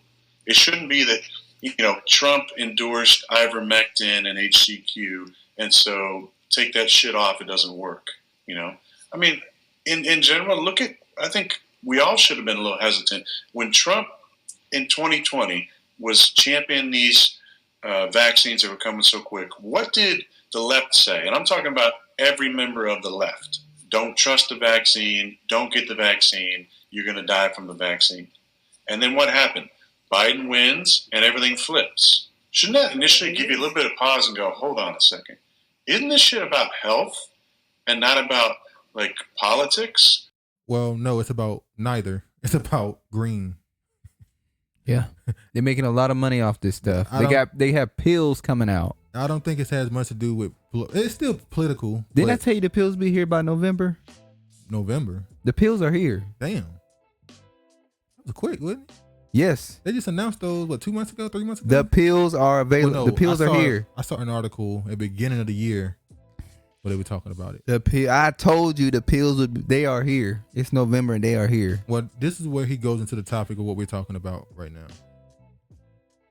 If you're a healthy person who has a strong immune system, keep building your immune system and do what you got to do. Do what's best for your body. But that opinion, doesn't work because we've given away billions of dollars to these pharmaceutical companies now for these vaccines, and it's not going to stop. Merck's coming out with a pill. Pfizer's coming out with a pill that's going to help. It's basically the expensive versions of ivermectin. Why do people hate ivermectin? Not just because Trump championed it, because it's cheap, generic. Can't make any money off it. But it's been used 1 billion times in India. Go look at that research. What's going on over there? Now, according to the media, now this is just me saying this. According to the media, ivermectin is bad. It's a horse dewormer, right? It's an animal pill. It's an animal. It's a horse pill. It's not meant for you. According to them, this is the most dangerous thing ever. You shouldn't be doing it. Now, who's more selfish? Now, we're going to see Stephen A. Smith's reaction after this. In the next coming days, how does he react now? When Monday comes, what is he going to say? Is he going to call him dumb? Is he going to call him stupid? Dumb? He's going to call him all this other stuff? No. Dangerous, betrayal? You think he even going to talk about this again? Probably not. Because it's not going to be a story. He's not going to talk about it unless people... even then, he might respond on his own radio show. The ESPN control what he talk about on that camera, on front of that camera. I want y'all to see this as well. Mixtape. Big Pharma fraud mixtape. I'm gonna give credit to this guy. Volume 1. That means more is to come. Yeah, this is the guy who created this. I don't know his name. I don't know if he's the one who made it, but he's who I got it from. Give credit to the dude. Because he went through and found. Well, I could have went. We've showed even further how far back it go. We've shown that every last television show, every last network is sponsored by Pfizer. Go back. What's that? Episode 28. Is that what we showed? I believe that? so. But it was everything sponsored by Pfizer. Sponsored by Pfizer. These people put so much money in the media now. You can't go nowhere without seeing the name Pfizer. I saw a Pfizer ad somewhere recently. I think on YouTube. I can't remember now. I saw a Pfizer ad somewhere, and I was like, wow, they got them everywhere now. So look at this. This is just crazy to me. Tonight, keeping drug companies honest, a story that's simply stunning about multi-million-dollar profits and illegal activity at this country's biggest drug company. The Justice Department alleges Johnson & Johnson boosted sales by paying millions of dollars in kickbacks to pharmacists and doctors who pushed the drug Risperdal to patients who did not need it. What? Doctors and pharmacists? What? Doctors? No. Now, I went grocery shopping today and this dude just randomly just started talking shit about the hospitals. I think he said he worked at I don't know if it was Harborview or Virginia Mason, but he said he quit. Yeah. And the cashier, she said that she works at Safeway part-time and she works at Northwest Hospital. And he was saying how he was like, he said, you know why I quit? He said, because the doctors that are prescribing the medication are on Adderall. He said, how can you be a doctor who's prescribing medication and you're on Adderall? Let me tell you something. Middle America, they keep talking about the opioid crisis. Middle America, moms and dads and the kids, Adderall is the most, by far, most purchased drug in this country. Adderall is dominating Whoever, I don't know what company, I should look it up. The company that's doing that, they making billions off of that drug. The kids getting it, the moms using it when they at home alone, the housewives, the fathers using it when they at work and they need a picker-upper. That's why heroin opioid was popping, because people would pop the Adderall to go up and the opioid to go down. That damn methamphetamine though. So yeah, Adderall is killing right now. Medical editor. Another thing I want, you bring out, somebody said something about the hospitals. I was walking the dog and a black dude was on the phone outside and he was talking shit about the pandemic. He was like, man, COVID, this is all bullshit. He said, man, they found a way to give us something for this damn COVID in a year and a half, but they still ain't fixed all this other stuff that's been around for decades, man. It's all bullshit. I wanted to say facts, but I just kept walking. But he was out there for about an hour talking shit about it. I said, that brother is fed up, ain't he? At that journal accused the drug company Merck of misleading them about the dangers of Vioxx, of hiding the fact that it caused even more heart attacks than previously known. Oh, I would love to talk about heart attacks, but I'm not allowed to even touch it. Nope. Can't talk about it. It's so much stuff I could talk about. We could talk 5 hours, and there's just stuff we can't touch. A lot of car accidents going on. Oh, we're going to get to that. That's something we can talk about. We're going to move on. Johnson & Johnson paid $2.2 billion. Eli Lilly paid $1.4 billion. Pfizer and its subsidiary paid $2.3 billion. And GlaxoSmithKline paid out a record $3 billion. For 7 years, Glaxo failed to report data showing its best-selling diabetes drug. Avandia increased the risk of heart attack by as much as 40%. Opioid epidemic has killed more than 400,000 Americans. Tonight, Purdue So wait, you want to know the percentage of who those 4,000 Americans are? Oh yeah, they started putting black people to face of that towards the end there. And it's still not the end. It's still going on. But you know they started to put black people on the face of the opioid thing, trying, because people really wasn't feeling sorry for him at all. Still don't feel sorry for him. Funny, speaking of Dave Chappelle, he had a joke about it. He's like, I see how white people feel back when the crack epidemic happened. Because you know what? I don't care. I'm still trying to imagine black people on a bus hitting a pipe. Saying this is what we do. And the bus driver is smelling the smell, come up to the bus and just continue to drive. Yeah. There's no stigma on it until now, at least. I can't even say it because it's so wicked. If a black person would just get on the bus and hit the pipe, and I'd just like to see the reaction of the bus. Yeah. To see how it would be if the pipe was just one hit. When? Start touching his shoulders and his chest, rubbing down, patting his back like looking for a wallet. We know the look. Somebody hit the pipe.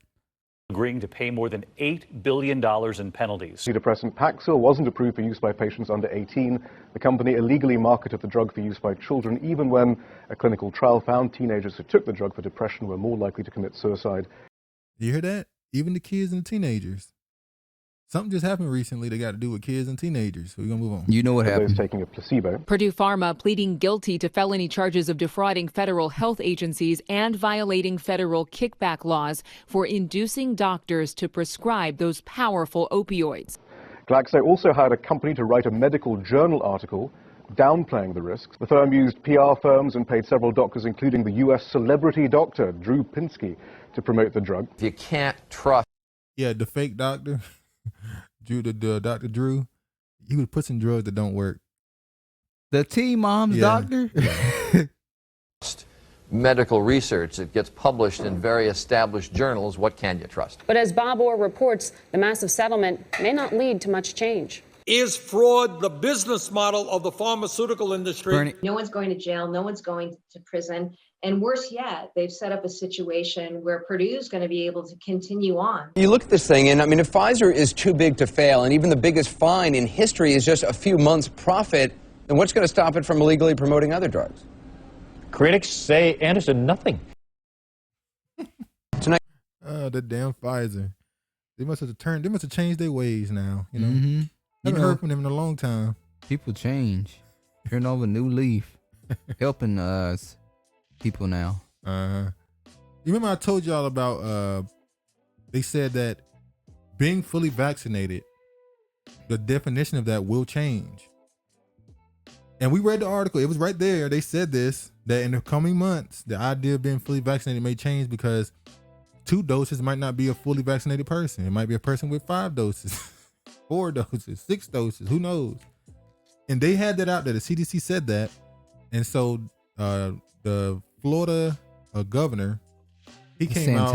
Yeah, he came out, DeSantis, and said, hey, they trying to change the name of fully vaccinated. And you know what they always do? Rebuke you. Oh, fact check. Fact check. Fact check is a rebuking. Like, fact check. Yeah, let me go ahead. You lying, mother. You are lying. Misinformation. Yeah. Fact check. DeSantis falsely claims vaccinated citizens without boosters could be declared unvaccinated and lose their jobs. The CDC, the director of the CDC says the Biden administration has no plans to reclassify vaccinated people as unvaccinated if they don't get the boosters. But we read it, though. I think that was episode 28 as well. We read it. Florida Governor Ron DeSantis attacked the Biden administration new COVID-19 vaccine regulations by lying about the possibility that COVID-19 boosters will be used to force people out of their jobs. So where's the fact check?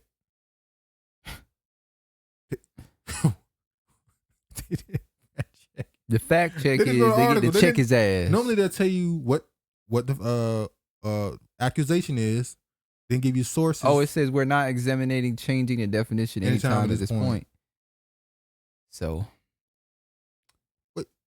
anytime, but hold on, you said anytime at this point. You didn't say we're not going to be changing the definition. That's the lawyer language. That's the wordplay they be using on y'all asses. Just said at this point, which means you are. It's going to be changed. They don't like keeping it a buck. All right.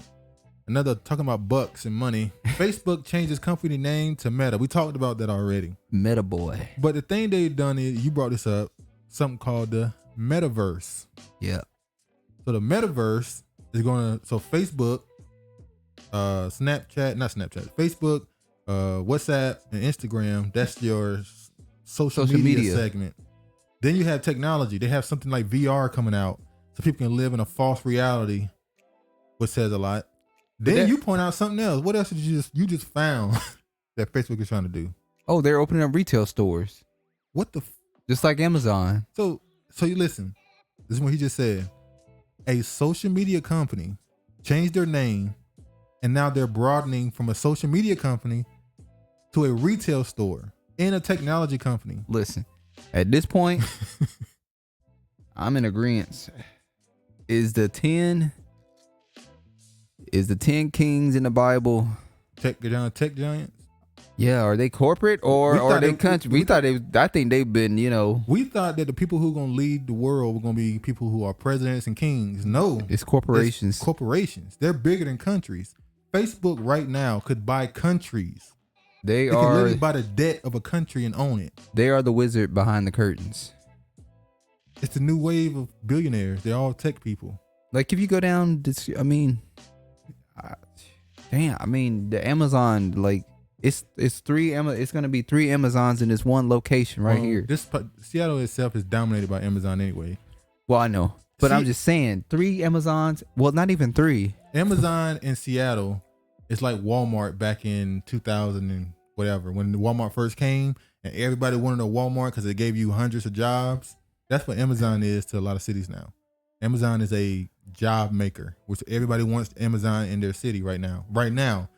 Same thing happened with Walmart until people realize Walmart also drains your economy because anybody want to go to the local mom and pop store, they go to Walmart. So you're going to be out of business by the end of the year because anybody going to come to you no more.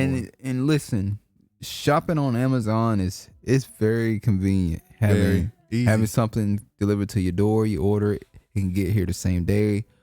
It's going to get here, within a 2-day span. Yeah. Another thing Facebook is doing right now, as you see right here, Facebook is shutting down its facial recognition system, affecting over 1 billion people. Now, remember, Facebook has a really bad name at this point. People still use the platform, but everybody knows they steal your shit and sell it. They steal your data and sell it.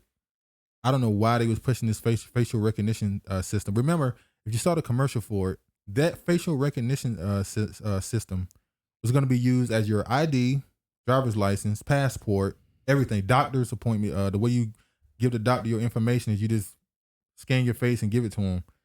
They realized people weren't really with that. So what they're doing is the rebranding. Oh, we're all about privacy. You can look up commercials right now. Facebook, got commercials about making sure you have privacy and your data is protected. This is crazy. They stealing everybody. Anyway, so you see here, Facebook will shut down its facial recognition system this month and delete the face scan data of more than 1 billion users. The company said Tuesday it cited societal concerns and regulatory uncertainty about the facial recognition technology as the reasons. More than 1/3 of the app's daily active users have opted into its face recognition setting, the social network noted in a blog post. Are you serious? You know people on Facebook and 1/3 immediately were with it? When Facebook went down for a day, countries, the South America, they were in limbo. They didn't know what to do. I didn't realize WhatsApp, in America, WhatsApp is a social media platform attached to it's a platform attached to another. In Europe, they use WhatsApp the way you use text messages. They don't use regular text messages on the cell phone, because over there's a data charge. It's not free. In America, you can text all day and it's free, or it's a part of your plan, should I say. Over there, it's separated, it's added to your data. So people use WhatsApp as conveniently as people use their text messages built in on their phone in America. So South America, Europe, WhatsApp is their business, the way they contact their family. It's like, it's everything. That's dangerous. Exactly. It went away for a day and they didn't know what to do. They just lost how to talk to each other. It was like, I gotta call you. I don't want to have to take these charges for these texts. They know what to do. Wow. That tells you how powerful that platform is, where it went away for a day and it was just chaos for some of these people. In America, it was no big deal. It was like, okay, you can't get into your Facebook profile. Okay. I can go on Twitter. I can go on Instagram. Well, Instagram is down too, but I can go on Twitter. I can go on all these other places, TikTok, YouTube. Over there, it was like, WhatsApp is down. Oh my God, what do we do? So these are them talking about giving you privacy. There are many concerns about the place of facial recognition technology in society, and regulators are still in the process of providing a clear set of rules governing its use, wrote Jerome Picenti, Vice President of Artificial Intelligence of Facebook's newly named parent company, Meta. So you see that? He is the Vice President of Artificial Intelligence. So is they going to go into artificial intelligence and robots? We know for a fact. Artificial intelligence. We know for a fact right now that they use artificial intelligence to create fake people on the internet. You know that? There are people on the internet, profiles across Facebook, Instagram, Twitter, TikTok, YouTube, where it's literally not a real person. It's a bot. And this bot, their job, they boost them with fake followers, and this bot's job is to be a cultural input. They're a fake person. They're created. It's like on TikTok, they are influencers. They're real people, but they're actors. Their job is to dance and get a bunch of followers, gain a bunch of followers, quote unquote, which means they just make sure you see their videos and subscribe and follow them. Same thing on YouTube. There are YouTube accounts where the person who runs the account is a literal YouTube employee. And they act like they have no association with YouTube. They're just some YouTuber. Hey, guys. And they work for YouTube. They're fake influencers. There was a guy, I don't know if y'all know him. I'm pretty sure he's been recommended to your videos. He's a photographer. Casey something. Some white dude. I never watched one of his videos, but for 4 years, he was getting recommended to me. I mean, every time I would say, don't recommend him, he would get re-recommended. And you go into the comment section on one of his videos and everybody's saying, who is this dude? Why is he being recommended to me? And I always thought he must got some serious connection to YouTube, but they're just flooding everybody's recommendations with this dude. I'm pretty sure if you know who this dude is, he's a photographer named Casey something. I don't know who he is. I don't care to know him, but they kept recommending him. So there are people across social media that they use this artificial intelligence for to give them followers, influence. They're not real people. Sometimes somebody respond to you across social media. Maybe it's a comment section or a blog. They're not a real person. They seem like they are because the response is kind of authentic, but it's not a real person. Oh, you can tell the difference when it's a bot. Yeah, they'll say something obscure. So maybe the way they say it, you kind of go, what? Yeah. I mean, the sentence makes sense, but it don't really fit the conversation. It's kind of extreme or something. But yeah, so that just tells me that maybe they felt like they jumped the gun with that because they got other things they plan on doing. We know that they buying up all the farming. the seeds. So like you said, they control the retail stores. Now they control the farming. Now they want to go after your entertainment field. They want to control your entertainment. They want you to be into a false reality of VR. How the technology is prone to mistakes involving people of color? Yeah, they said it was racist. It would identify black people as like not criminal record, but you might like you're a person of interest too often, or it wouldn't recognize you at all, and it was hard to scan your face. Like the same thing they accuse the stoplight of doing. Sometimes you hit the stoplight and you black, and it's happened a couple times. What the hell's going on? How do you build that into your damn society? Or do you dumbasses not press the button when you go to the stoplight, and that's why it don't turn? That happens a lot too. By the way, before we get into it, I want to show one more video of the vaccine situation. Lakeith Stanfield trending again. Let's see what happened with that later. But I want to show y'all this right here. This is Don Lemon, who gets on television talking shit about Florida. But guess he was at his vacation with? His boo. That's just nasty. All right, let's move on. I want to thank you. He's like a big marketing guy. I want to thank, Don Lemon, right? Yeah, okay. Yeah, it's Halloween today, right? Don Lemon. That's okay. Well, I want to thank you. No, thank you so much. And you're in the great state of Florida. I hope you guys enjoy it. You can enjoy it. Thank you for exposing everything. He looks stupid. I just realized he said his name Don Lemon. That would be the proper way to say his name, wouldn't it? Jussie Smollett. Yeah, ain't his name French? He's from South Carolina, but I think his people came from Louisiana. So there's some French in there. His name probably should be Don Lemon, but anyway. And he knew what was up. That's why his ass got up and left. Yeah, he bounced after that. That white woman, the white people be on their ass. Please, they sure didn't want you and your significant other to get in the damn pool. Oh, y'all know also the Italian Department of Health has revised their all-time COVID deaths down from 130,000 to 3,783. You hear what I just said? Italy, since the early part of 2020, they counted the deaths. They said, it was about 130,000. They went back and now they're saying, actually, it was about 4,000. Sorry, I'm thinking about Corey Hogan. Oh, what you got to say? Oh, bloop the pool. Yeah, Corey Hogan said they're getting that water. The water is blow, bloop, bloop, bloop. Don Lemon got the water. Bloop, bloop, bloop. Well, yeah, big mess in death report for the ISS. Most of deaths were not caused by COVID. So they went in this and said that out of the 130,000 deaths that were attributed to COVID. Can you even read this? Yeah, I got it. According to the new report, which has been updated since July from the Higher Institute of Health and Morality from COVID, the virus that brought the world to its knees would have killed far less than a common flu. It seems a bizarre and no-vax statement, but according to the statistical sample of medical records collected in the Institute, only 2.9% of the death registered since the end of February 2020 will be due to COVID-19. So of the 130,000 deaths registered, the official statistics at the time of preparation for the new report, only 3,700 will be due to the power of the virus itself. Wow, that's pretty low. So we looked at we did it to Nigeria. Nigeria has 211 million. They only had 200,000 cases, only had 2,000 deaths. Italy is now saying they only had 3,000 deaths. Look, I guess it's just America that's getting the hardest. America got hit so hard, you know. They tell us that at least. Trying to find out. Let me show you another video of this crazy shit. 200 people.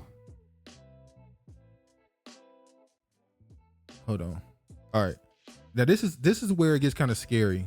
Where you got to deal with these wackos in the future. She look crazy. You're gonna run into some. I don't know what happened. At the beginning of the pandemic, some of these people who was able to sustain some level of sanity to act like they were normal and functional, they lost it. And it triggered a level of insanity that's listen to the stuff. I told you. Were they not the essential workers? No, I don't know. But remember I told y'all. Anyway, just watch this right here. So finally some good news. Kids can get the vaccine 5 and up starting next week. That's great news.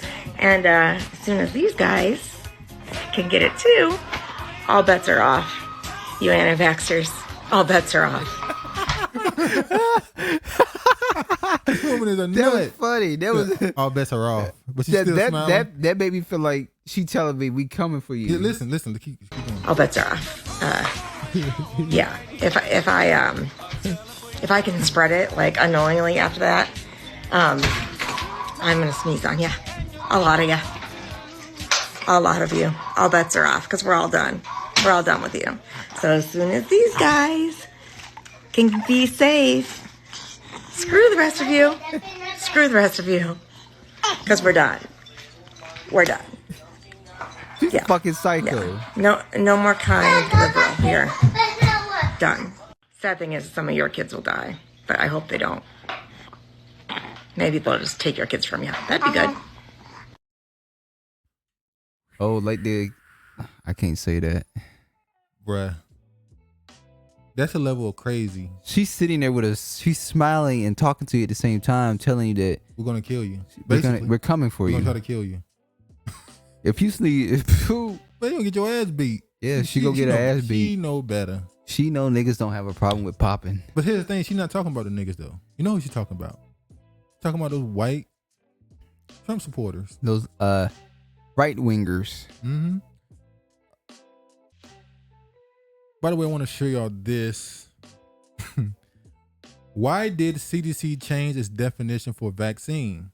Agency explains move as skeptics lurk. As skeptics lurk. So the CDC officially changed the definition of the term vaccine. In the Webster Dictionary, it's not the same no more. And on the CDC website. Look at this. You ain't getting shit from me. Listen. Social media is calling bluff on the Center for Disease Control and Prevention for modifying its definition of the words vaccine and vaccination on the website. Before the change, the definition of vaccination read, the act of introducing a vaccine into the body to produce immunity to a specific disease. Now, the word immunity has been switched to protection. See, immunity says, I can't get it. Protection means you won't be as bothered by it. Before the change, let me go it down. The term vaccine also got a makeover. The CDC's definition changed from a product that stimulates a person's immune system to produce immunity to a specific disease, to the current, a preparation that is used to stimulate the body's immune response against disease. So you won't get as sick. No, they changing definitions and trying to when these lawsuits come. Yeah. So right here, the first definition to me sounds like we're going to stop you from getting a particular disease. So the second one is saying we're going to stop you from being affected as harshly by a particular disease. So when these lawsuits come, they're going to go to the dictionary and say, well, this is actually what vaccine means. But we're going to have the old dictionary and say, well, this is what it used to mean. I'm still mad. We talked about this all the time. It should get 1 million views. There's 2 vaccines. The community vaccine and the Pfizer-BioNTech vaccine. They are separate legally. You are not taking the community vaccine. You are taking the Pfizer-BioNTech, but they're not going to tell you which under one. The emergency use authorization. Well, they're not going to tell you which one you use it because they said it could be interchangeable. Yeah, that's why they said that. It could be interchangeable, so you don't know which one it is. So in a few years, and you can't even ask them which one they're giving you. Yeah, and you can't even ask them what variant you have of COVID. So you can because remember, what variant do I have? Do I have Delta? Do I have? They can't. Well, you know the Delta just gone away now. You don't hear about it, which means they're getting ready to usher in a new variant. I don't think so. You think they're done? People are starting to get fatigue off of this. We'll see. Well, it's November again, and they're already saying the cases are going up. See, this is the Webster dictionary. Dictionary. This is what they have it as: a preparation that is administered as by injection to stimulate the body's immune response against a specific infectious agent or disease, such as, and they give you examples. Then, what it used to be, because I had to go to the Wayback Machine.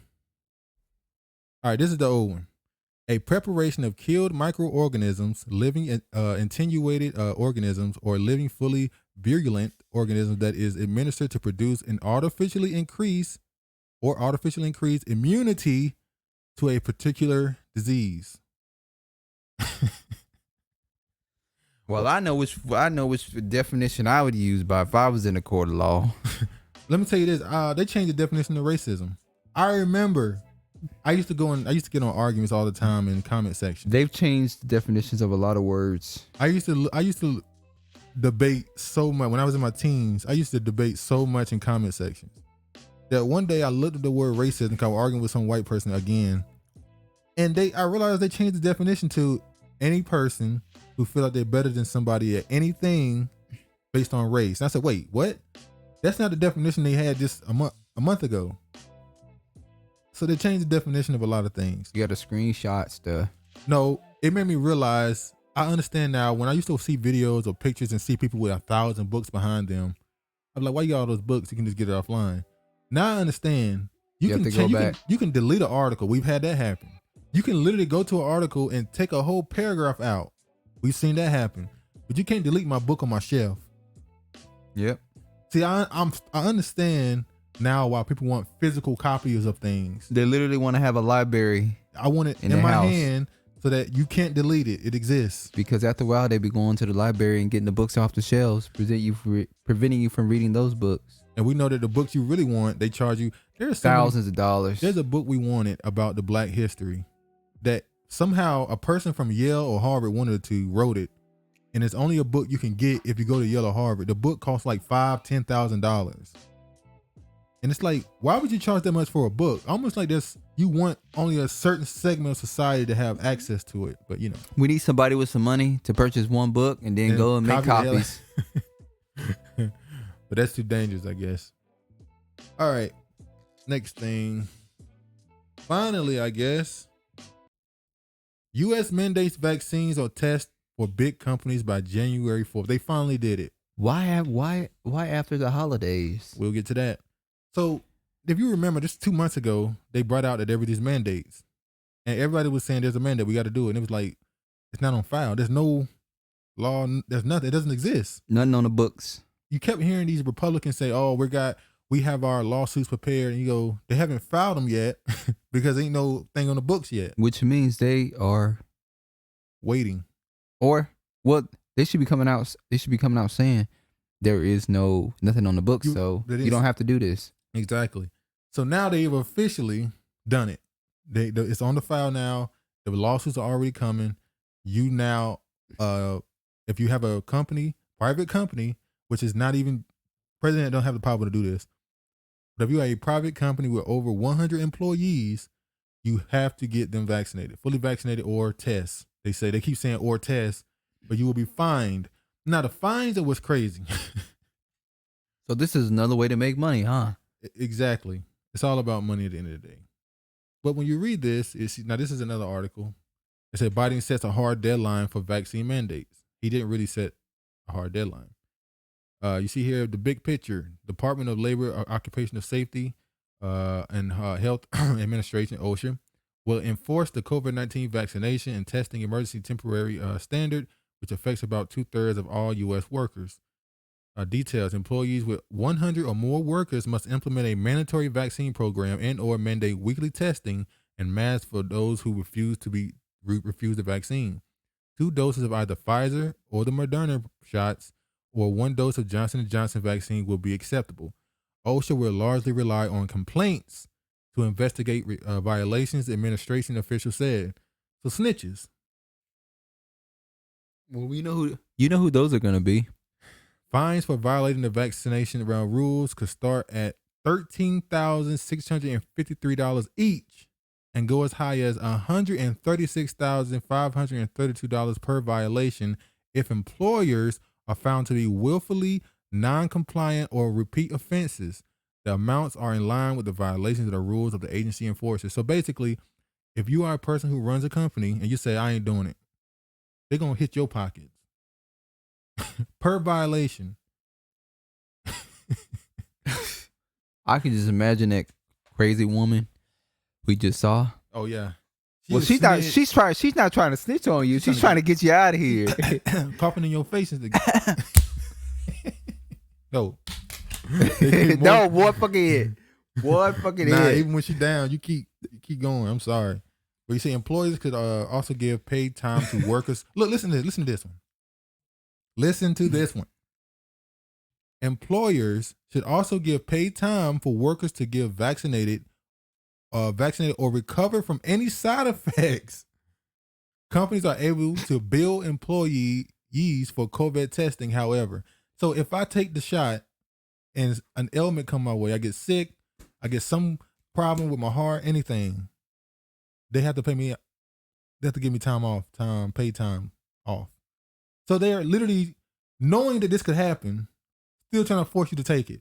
But they're also saying companies are able to bill employees for COVID testing, however. So they have to pay me if I take it and get sick, but the money that they can also take that money, they got to pay me for getting sick. So what they they're take gonna that money from the person who decided not to be vaccinated for the test. So what they're gonna do is they're gonna take it out of your check. They're gonna make it where you are mandatory to take the vaccines once or twice a week. And the test. And then they're gonna take it out of your paycheck. Yeah. So if it's $30 every time they have to send off the test to get it, then that's what you have to pay. These people crazy. So they went on to give their tenants for what they believe, But nowhere does it say that they cover for do they pay your hospital bill if you end up going? No, they did. Paid time off. They don't pay for the bill, but they give paid time off if that happens. They should pay for the bill too. You see here, at least 25. I ain't gotta show this one. At least 25 states 26. 26 states filed lawsuits Biden business vaccine mandate. That one state counts. Yeah, more than 24 Republican-led states filed lawsuits Friday challenging President Joe Biden vaccine requirement for private companies, setting up a high state legal showdown pitting federal authority against state rights. But the crazy part is they keep saying that, but that's not all the truth. A Democratic governor comes out against Biden vaccine mandate. This is a Kansas governor, Laura Kelly, a Democrat, came out on Friday against President Biden's COVID-19 vaccine mandate for businesses with 100 or more employees, saying she doesn't think it's the correct or most effective move. So it ain't just. It's not just the Republicans. Not just the Republicans. Democrats is going against his ass too. Now, you heard them say earlier that there's a hardline mandate. You got to do it now. If you don't do it now, there's going to be punishments and all this other stuff. But if it's so dangerous, if it needs to be done, why ain't they doing it right now? Because they gotta have a Black Friday. These businesses have until after the holidays to implement Biden COVID vaccine mandate. So wait, it's so dangerous and so necessary, but it can wait till after the half. But that means it's not that dangerous. Exactly. We need to get that money, all that revenue, all this. It's a busy time during the year to create this money. We can't let that go. So they just tell you flat out, hey man, it's not that serious. But we want you know how many it. people was like, shit. Now people like, shit. I sure wasn't looking forward to buying it, buying shit. Now they're trying to, but it's still an excuse because they're still saying, if you better order your shit now because you still ain't getting it in December. Yeah, if that's you why a ordered lot it. of people are ordering their stuff now, but they ain't gonna get it. Why have people not have waken up to this illusion? I don't know, man. The Biden administration ordered U.S. companies Thursday to ensure their employees are fully vaccinated by January 4th or regularly tested into COVID-19, giving them reprieve over the holidays before the long-awaited and hotly contested mandate takes effect. Here's what makes sense, though. So the people who decide not to get it and they have to get tested, that means they have to get tested until January 4th? Because this is kind of weird wording. It says you have to be vaccinated by January 4th, but it also said regularly tested. How do you find that out if I'm regularly tested? Who? It says you have to be vaccinated by January 4th or regularly tested for COVID-19. That means either the company is gonna set up something where they take it out of your check, or you have to physically go somewhere and get tested and bring back your test results showing that you are regularly getting tested, or whatever the requirement is, how many times you are tested. That's over like 8 million businesses. How they gonna keep up with that? The employers will have to keep a record. No, remember they said earlier they're gonna rely on compliance. I mean, so they're not gonna be. They're gonna rely on somebody else telling them, "Hey, this person, they over here not doing something they're not supposed to be doing." That would be the workers. That's the workers. People work for the company. That's the people in charge. All they gotta do is just don't tell, right? Well, okay. They don't have enough workers to go to each company. Is my point. That's why they're gonna rely on snitches. Well, the snitches are gonna be the people that they're reporting to, saying that they've gotten tested. No. They don't have enough people to go through the companies. So they're going to rely on snitches. The snitches are not going to work for OSHA or that type of stuff. If you work for OSHA, you're not a snitch. You're doing your job. So why are they saying they need snitches? The only people that could be snitches are people who don't work for OSHA. Yeah, it would be so that's what I'm saying. It would be the businesses that are the snitches. That's what I'm saying. Okay. So they snitching on themselves. No, they snitching on their employees, which is kind of stupid. If they snitching on their employees, they're going to pay the fine. Oh. Well, no, they should just get rid of them then. So my point is, they really don't have a way. Or shut the fuck up. I mean,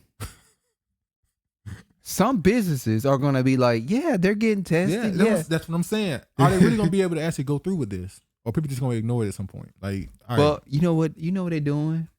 What? They're doing the same thing the Texas governor did with the abortion. What did he do? He made it where the citizens can snitch on the abortion places, saying that they're still having abortions with people. They did the same shit he did. They applied it to this mandate. Yeah. Yeah. They said touche, motherfucker. Touche, bitch. Yeah, pretty much the same. All right, hold on. Another strange thing that's been going on recently, we've been talking about this. You see here, it says ERs are swamped with seriously ill patients, although many don't have COVID.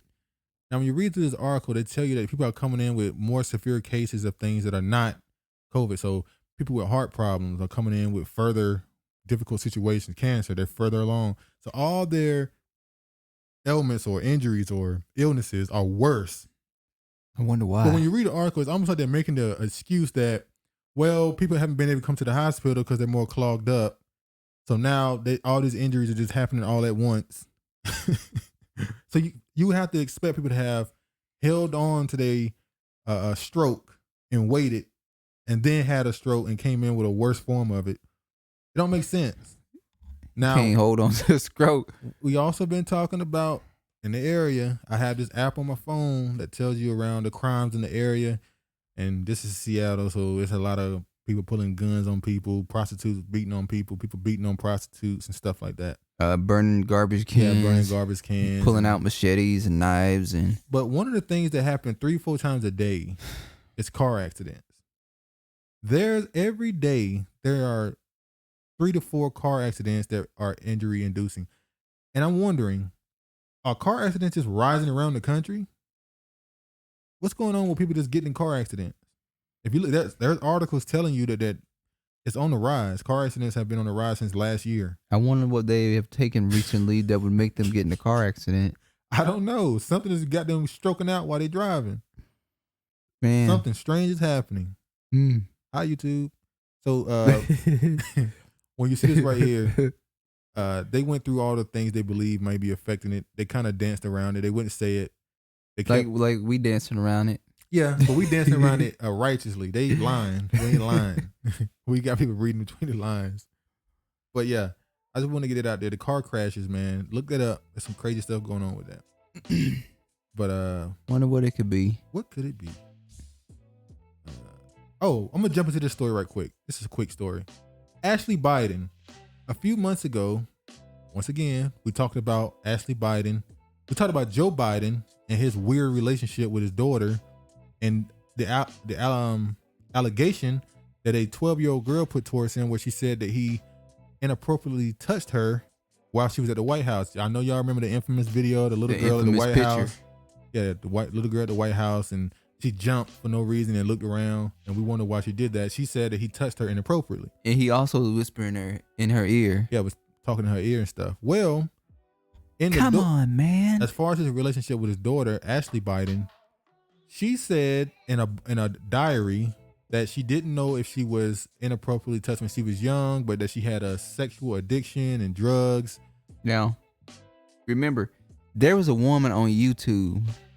I think you showed me this video where she said that she's saying the same thing that Ashley Biden was saying, how her father did the same thing to her, that he pretty much pimped her out as a kid. Well, she didn't say he pimped her out. Okay, well, we're not saying that. She didn't say. I'm just saying she said that her father was inappropriately touching her too. Oh, you talking about Transformation of America? Transformation of America. Or are you talking about Thanks for the Memories? Read those two books. I don't know which one it is. There's a book written called Transformation of America about a woman dealing with MK Ultra, and another book called Thanks for the Memories. She's another woman dealing with MK Ultra. Read those two books, or you can listen to an audio book on YouTube. And we're gonna talk about another celebrity that I think they had to send her back to reprogram her. So yeah, I'm gonna show. So yeah, Ashley Biden. She said that she didn't know if she was inappropriately touched as a kid, but that she had these strange feelings. She remembered taking inappropriate showers with Joe Biden and all this other stuff. Now, Ashley Biden, yeah, some crazy stuff in there. I believe that you should not be taking showers with your kids. It's pretty obvious. I don't think I believe. I think, I'm gonna say this. It's okay to bathe and wash your kids till they get to a certain age, and then once they get to a certain age, they can figure it out. Yeah, exactly. You know, I didn't go through that phase, but you know, some people go through that ass smelling like phase. We got to tell them, you need to go wash your ass because you didn't wash it good. All right. Did you brush your teeth? Oh, yeah, you got to tell the kid, remind them. Go back in the bathroom and try again. Yeah, this article messing up all of a sudden. But yeah, look at this headline. FBI investigating Project Veritas links to Biden daughter stolen diary. So with this story and the FBI going and investigating people that work for Project Veritas, they just proved that diary is real. They just affirmed that diary is real. So that diary, just like the Hunter Biden laptop, they admitted that's real. How they get away with this? You know, it seems like when people get in these positions, it's almost meant for everything to be exposed on them. You see, federal agents searched several locations belonging to current and former member of the conservative media company Project Veritas on Thursday in an investigation involving the possible theft of a diary belonging to President Joe Biden's daughter, Ashley Biden, according to the statement from the group's website and the FBI spokesperson.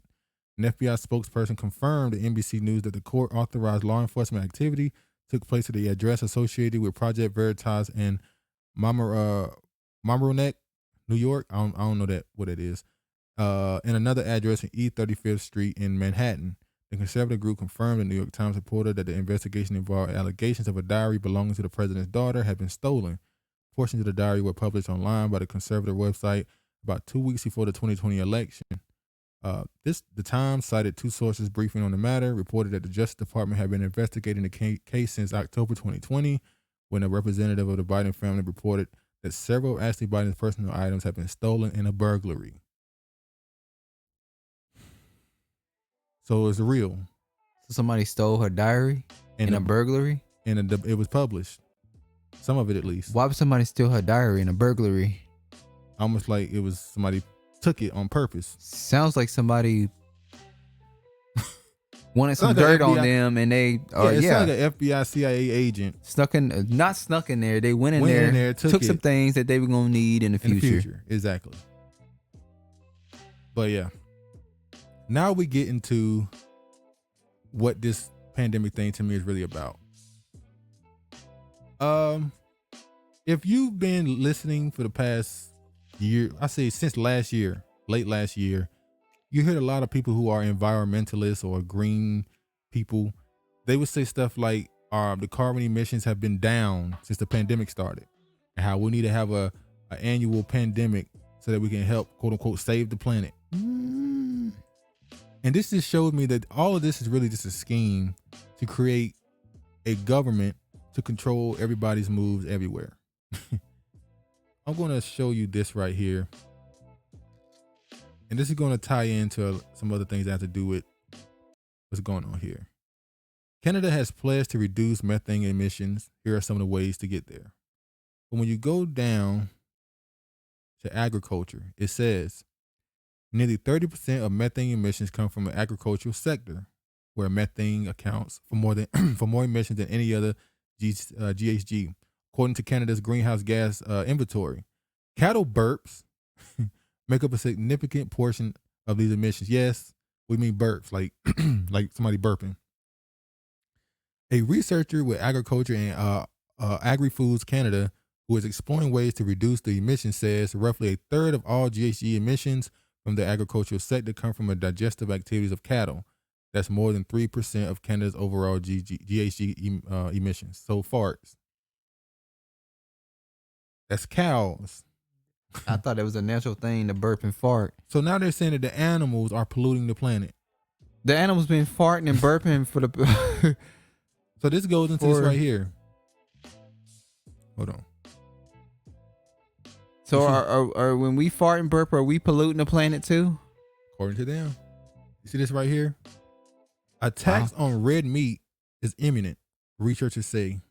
That's why the ground beef. So you that's know why the steaks and shit is high as hell. This year, the price of the meat inflation is going up, and it's you go to your damn grocery store and you whole sections of meat missing. We ran out, or they ain't got enough, and it's not shipped in yet. You see here, the Farm Animal Investment Risk and Return Initiative is out with a new study that warning its investors that the tax on red meat is imminent. Marco Springman, a researcher for the University of Oxford, spoke with Mark's Place Andy Oher about the detail. The following is edited transcript of their conversation. Do you have a sense of this momentum for this sort of thing? Is it specific to European countries? Yeah, specifically in Europe. The discussion is gaining momentum. So basically, you remember that girl, Greta, what's her name? Greta Hansel. Greta Hansel. Thunberg or something. I forgot how to say her name. She was going around saying, this little 13, 14-year-old girl looked like, talking about how the world's going to end and all this carbon and climate change. And if you notice, at the front of Biden's infrastructure bill, what does it say? It's climate change. The most comprehensive climate change bill in history. That's what they call it. That's their main thing, climate change. So when you look at this, and how this is going to affect the everyday person, should you pay a meat tax on your burger? Yeah, it was Greta Thunberg. Some environmentalists say it's a necessary step to save the planet. We've been hearing this now for the last 20 years. As a matter of fact, what they call it, Earth Day? Mm-hmm. You know the person that started Earth Day is a murderer? Killed someone? And he's in prison. But I just thought it was a person who believes in this green save the world thing end up being a radical and kill some damn body. Just because, it's your choice. Just because you don't eat meat don't mean you have to force the whole world to stop eating meat. But that's not what they believe. I'm going to show. Here we go. COP26. I wonder why they named it COP26. COP26, changing the plumbing of the financial system. So if you most people didn't pay attention to it. I just got caught up with it. COP26, COP26.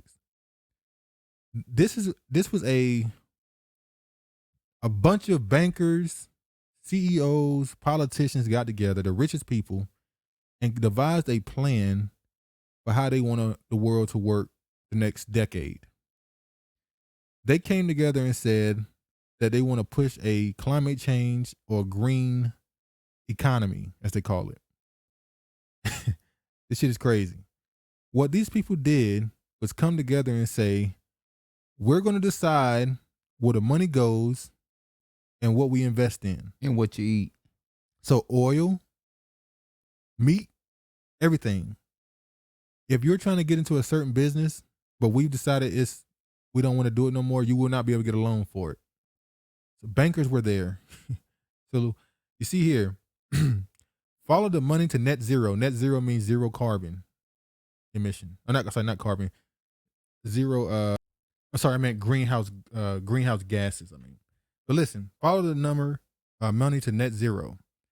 That is the plan unveiled today with 2/5 of the world's financial assets, 130 trillion, under the management of banks, insurers, and pension funds that have signed up to 2050 net zero goals, including limiting global warming to 1.5 That means that the giant laser beam of global finance will be fired toward technologies that lower and eradicate carbon emissions, as I said, and away from brown holdings of investment in coal, oil, and gas. The aim of the initiative, chaired by former Bank of England Governor Mark Carney, is to change the plumbing of the whole financial system forever. Global system. By the way, that dude was also the bank. He worked for the Bank of Canada as well. How do you go from the Bank of Canada to the Bank of England to running this whole situation? Because they all in it. As you can see here, COP26 coalition with 130 trillion vows to put climate at the heart of finance. That means they're going to make money off of it. So if you want to invest in something that they deem not healthy for the planet, they're going to say no. You want to build a house and don't have the specific equipment they think you should have, you can't build it. You won't be able to get it. They'll what they call it? You know, you have to go to the city to get it approved. Yeah. They'll deny it. Like This is not you just gotta go show your blueprint. Yeah, for the- they'll deny it if you don't have the right stuff. You want to be a farmer? You want to have cattle? Or we gonna put a tax on that? Which means they don't want you to be self-sufficient. They want to control everything. We already know you can't buy certain seeds. You can't buy seeds. Cause look, people say I'm gonna be ready. I'm gonna have to get my own farm. Yeah. Now okay. they saying no. You won't. We don't gonna want you to control have it. no cattle. We're gonna tax it so much you won't be able to afford it. Like they did those men. That was a sad documentary. Those old men. What you talking about? You remember they had the documentary about the old men who were fighting, the big, seed company. Oh yeah. And yeah, they wouldn't even go on TV was in a to seed show their company. face. He was in a seed company. He was a chicken farmer. And What's the name of the seed company? I don't forgot. He was a farmer. He did chicken farming, and basically he fed them with what's called. He took loans from the bank to raise the animals, but something happened. They were in debt, and they had a chance to stand their ground or sell out. And his former friends sold out on him, took the money, and so he was out of luck. He was done. He was in debt. He had to sell his whole thing and get up out of there. But yeah, I forgot the name of it. As you see here, Mark Carney calls for a global monetary system.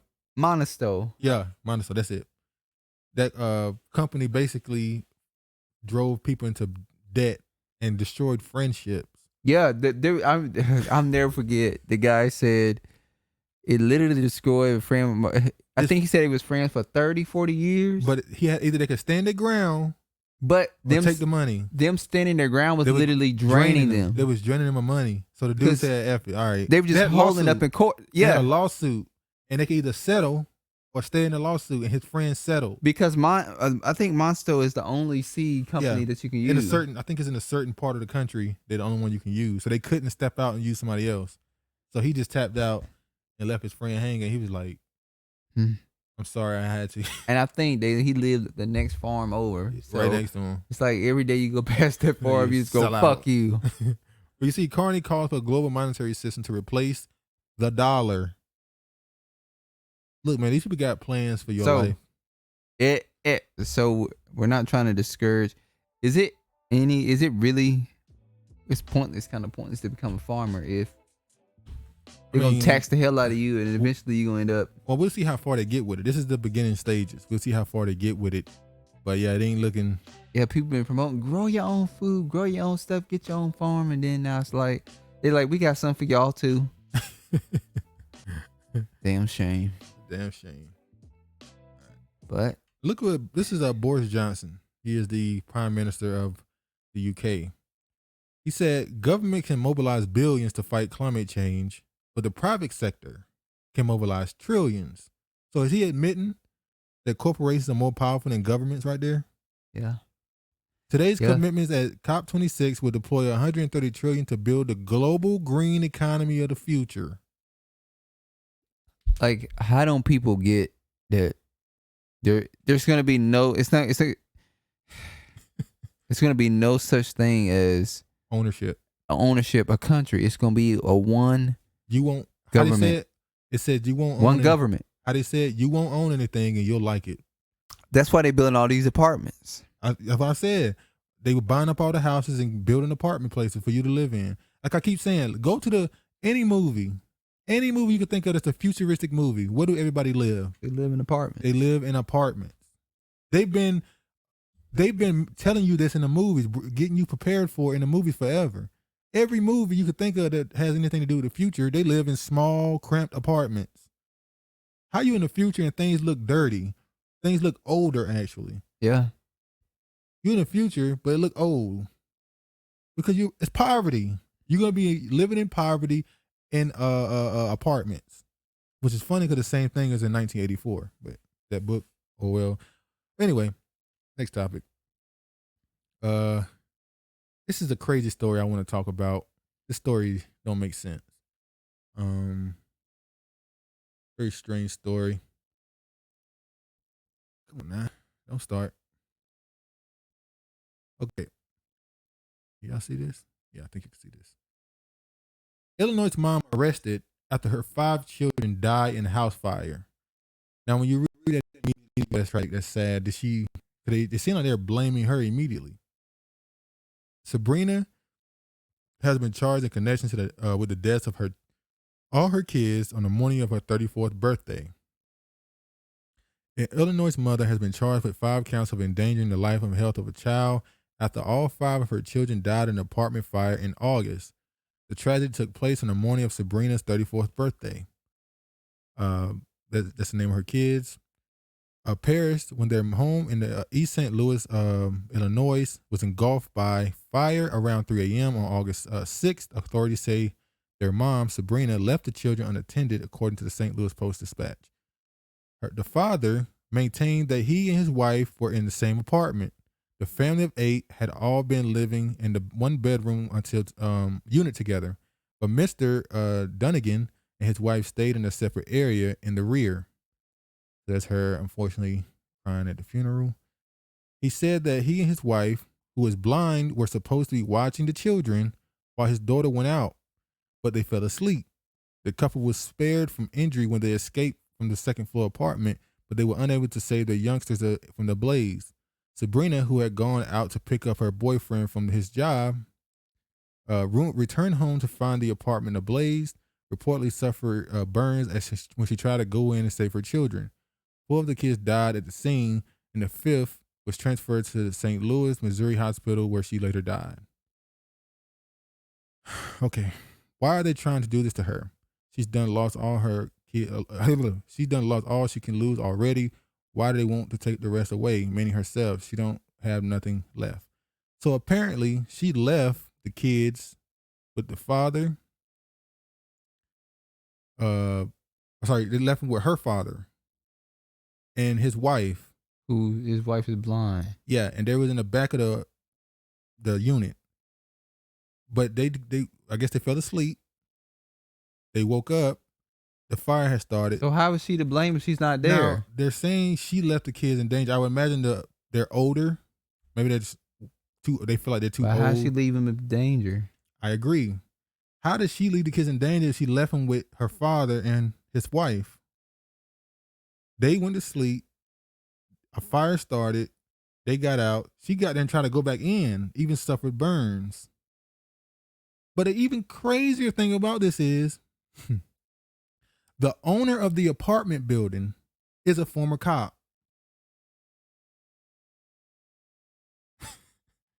So the cops already said they would not look into the investigation of the fire until after the mother is prosecuted. That don't make sense. You want to know how the fire started before you charge her, right? But they want to go ahead and get her charged, then see how the fire started, the investigation into that. It almost seemed like, and the owner of the building is a black man, it almost seemed like the owner of the building, a former police officer, is using his connections. Now, the mother is saying that there was circuits that caught fire that would go in and out and stuff. But another crazy part is the mother also, her last house caught on fire. The story is wild. I don't know what to think of it. I don't think she's at fault as far as the story shows right there, but I see somebody say right here, a former cop is the landlord, and the DA is requesting that the fire investigation results be withheld until after the mother is prosecuted. This is outrageous. The fact that her previous home was also burned down is something sketchy is going on. Like, I don't know what to say with that case. It's somebody right here tragic and said sad. Charging her with child neglect when 2 grandparents were at the home. And then someone said they just rolled out and left the kids. The whole story is awful. How they just rolled out and left the kids? They couldn't get to the kids. People normally see fire and run, so you can't expect everybody to be a firefighter. That's why there's people that have that career, because they have a certain instinct to do differently.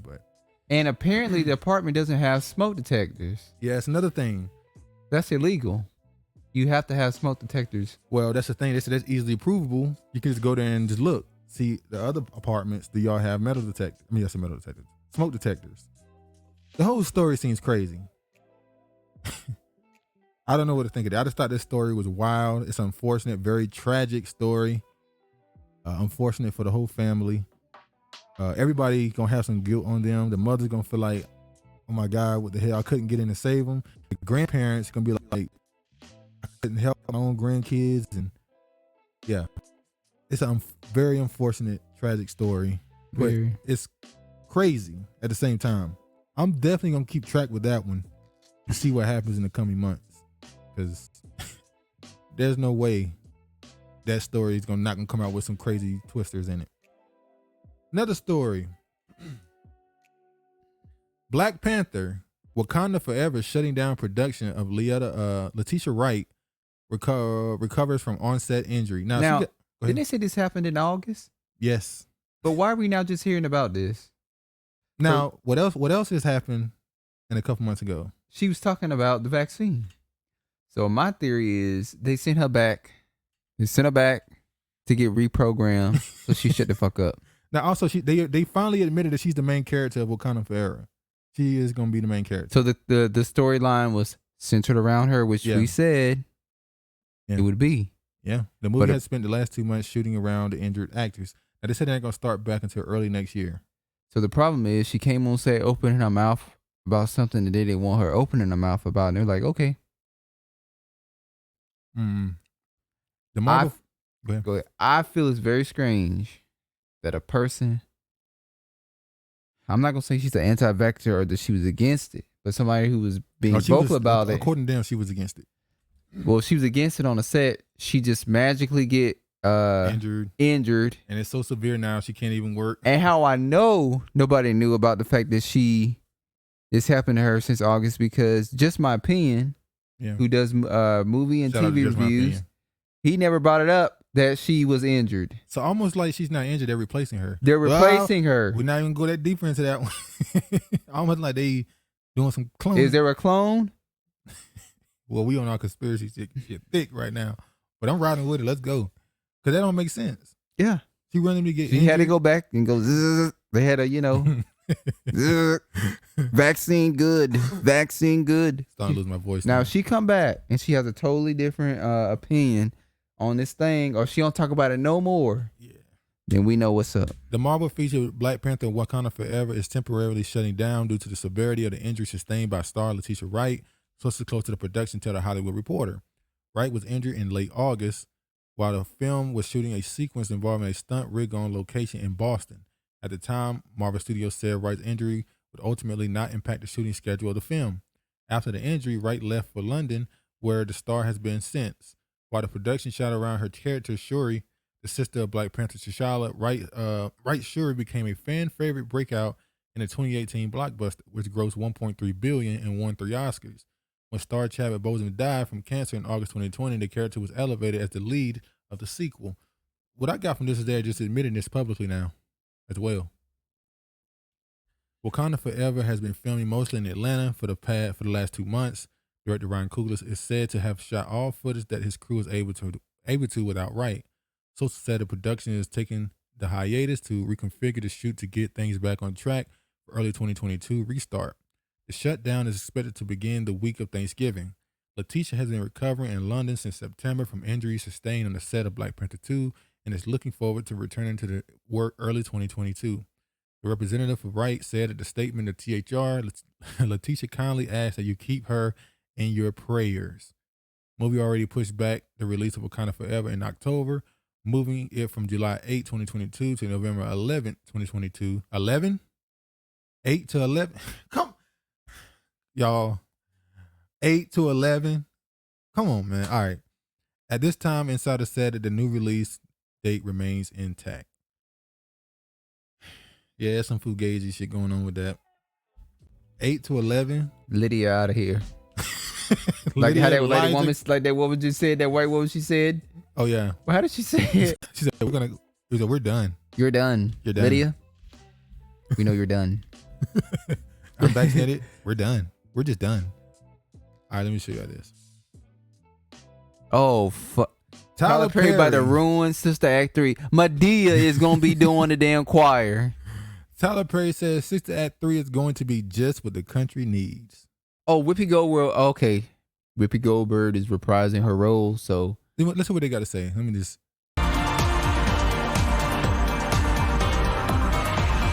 Oh, never mind. They just doing a picture thing. What you call it?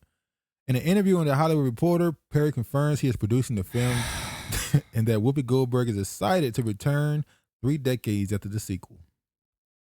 Bruh. Okay. Madea big ass better not pop up in this film. Okay, let's think about Sister Act. Sister Act the was main good. characters were black. Yeah. With white side characters. Yeah. It's 2020. The main character was Lauryn Hill and the dude. It was kind of, they were like co-stars, kind of. Yeah. He was the main character, wasn't he? No, she was the main character. She was the main character. He was like the co-main character. Yeah. Co-star. All right. Well, the main character was Whoopi, obviously. That was 2, right?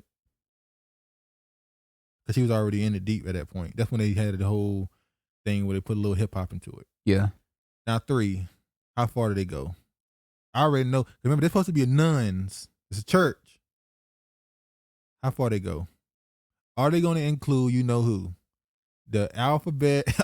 We know they're going to include some dialogue about the alphabet.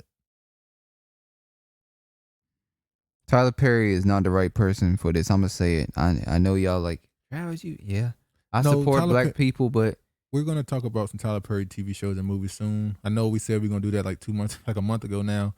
We're gonna get around to doing the breakdowns. Tyler Perry, the reason why his movies are not typically good is because you could tell he has the background as a playwright. He takes that into his movies. Plays and movies are different. You draw the audience in differently. A lot of his scenes are like run-on sentences. They just go and go and go and go. And it's like, stop. We need a period here. And he just keep going and going. In a play, you can do that because you're driving a live crowd with laughs and keeping them intrigued. In a movie, you become disinterested way too quickly to do that. Or a TV show. Exactly. So it is what it is. You looking forward to it? Sadly, if he involved, no. I don't think he's just gonna be the producer. He's not. Is he writing? He said he's producing the film. Okay, if he's producing, that's okay. When if he's writing, he get to choose who's in it, all the other stuff. He if just he's don't write writing physically, Whoopi Goldberg gonna be Madea. If he writing, I'm telling you, that's what it's gonna be. Oh man. Well, how long we been going with this so far? Oh, right on time. A little over 2 hours 30. All right, 2 hours 30 minutes. I think that's a long enough one. Okay, man. What? Yeah, that's good. All right, man. Hope you enjoyed the video. We're trying out the premiere thing. If I go through with it, at least. I might say, nah, we good, but I might go through with it. Hopefully you enjoyed the video. Please comment, like, and subscribe. Please share the video. Tell everybody about it as you can if you hopefully enjoy it. Got anything else you want to say? Peace. Anyway, man, y'all be safe. All praise to the Most High, and peace, man.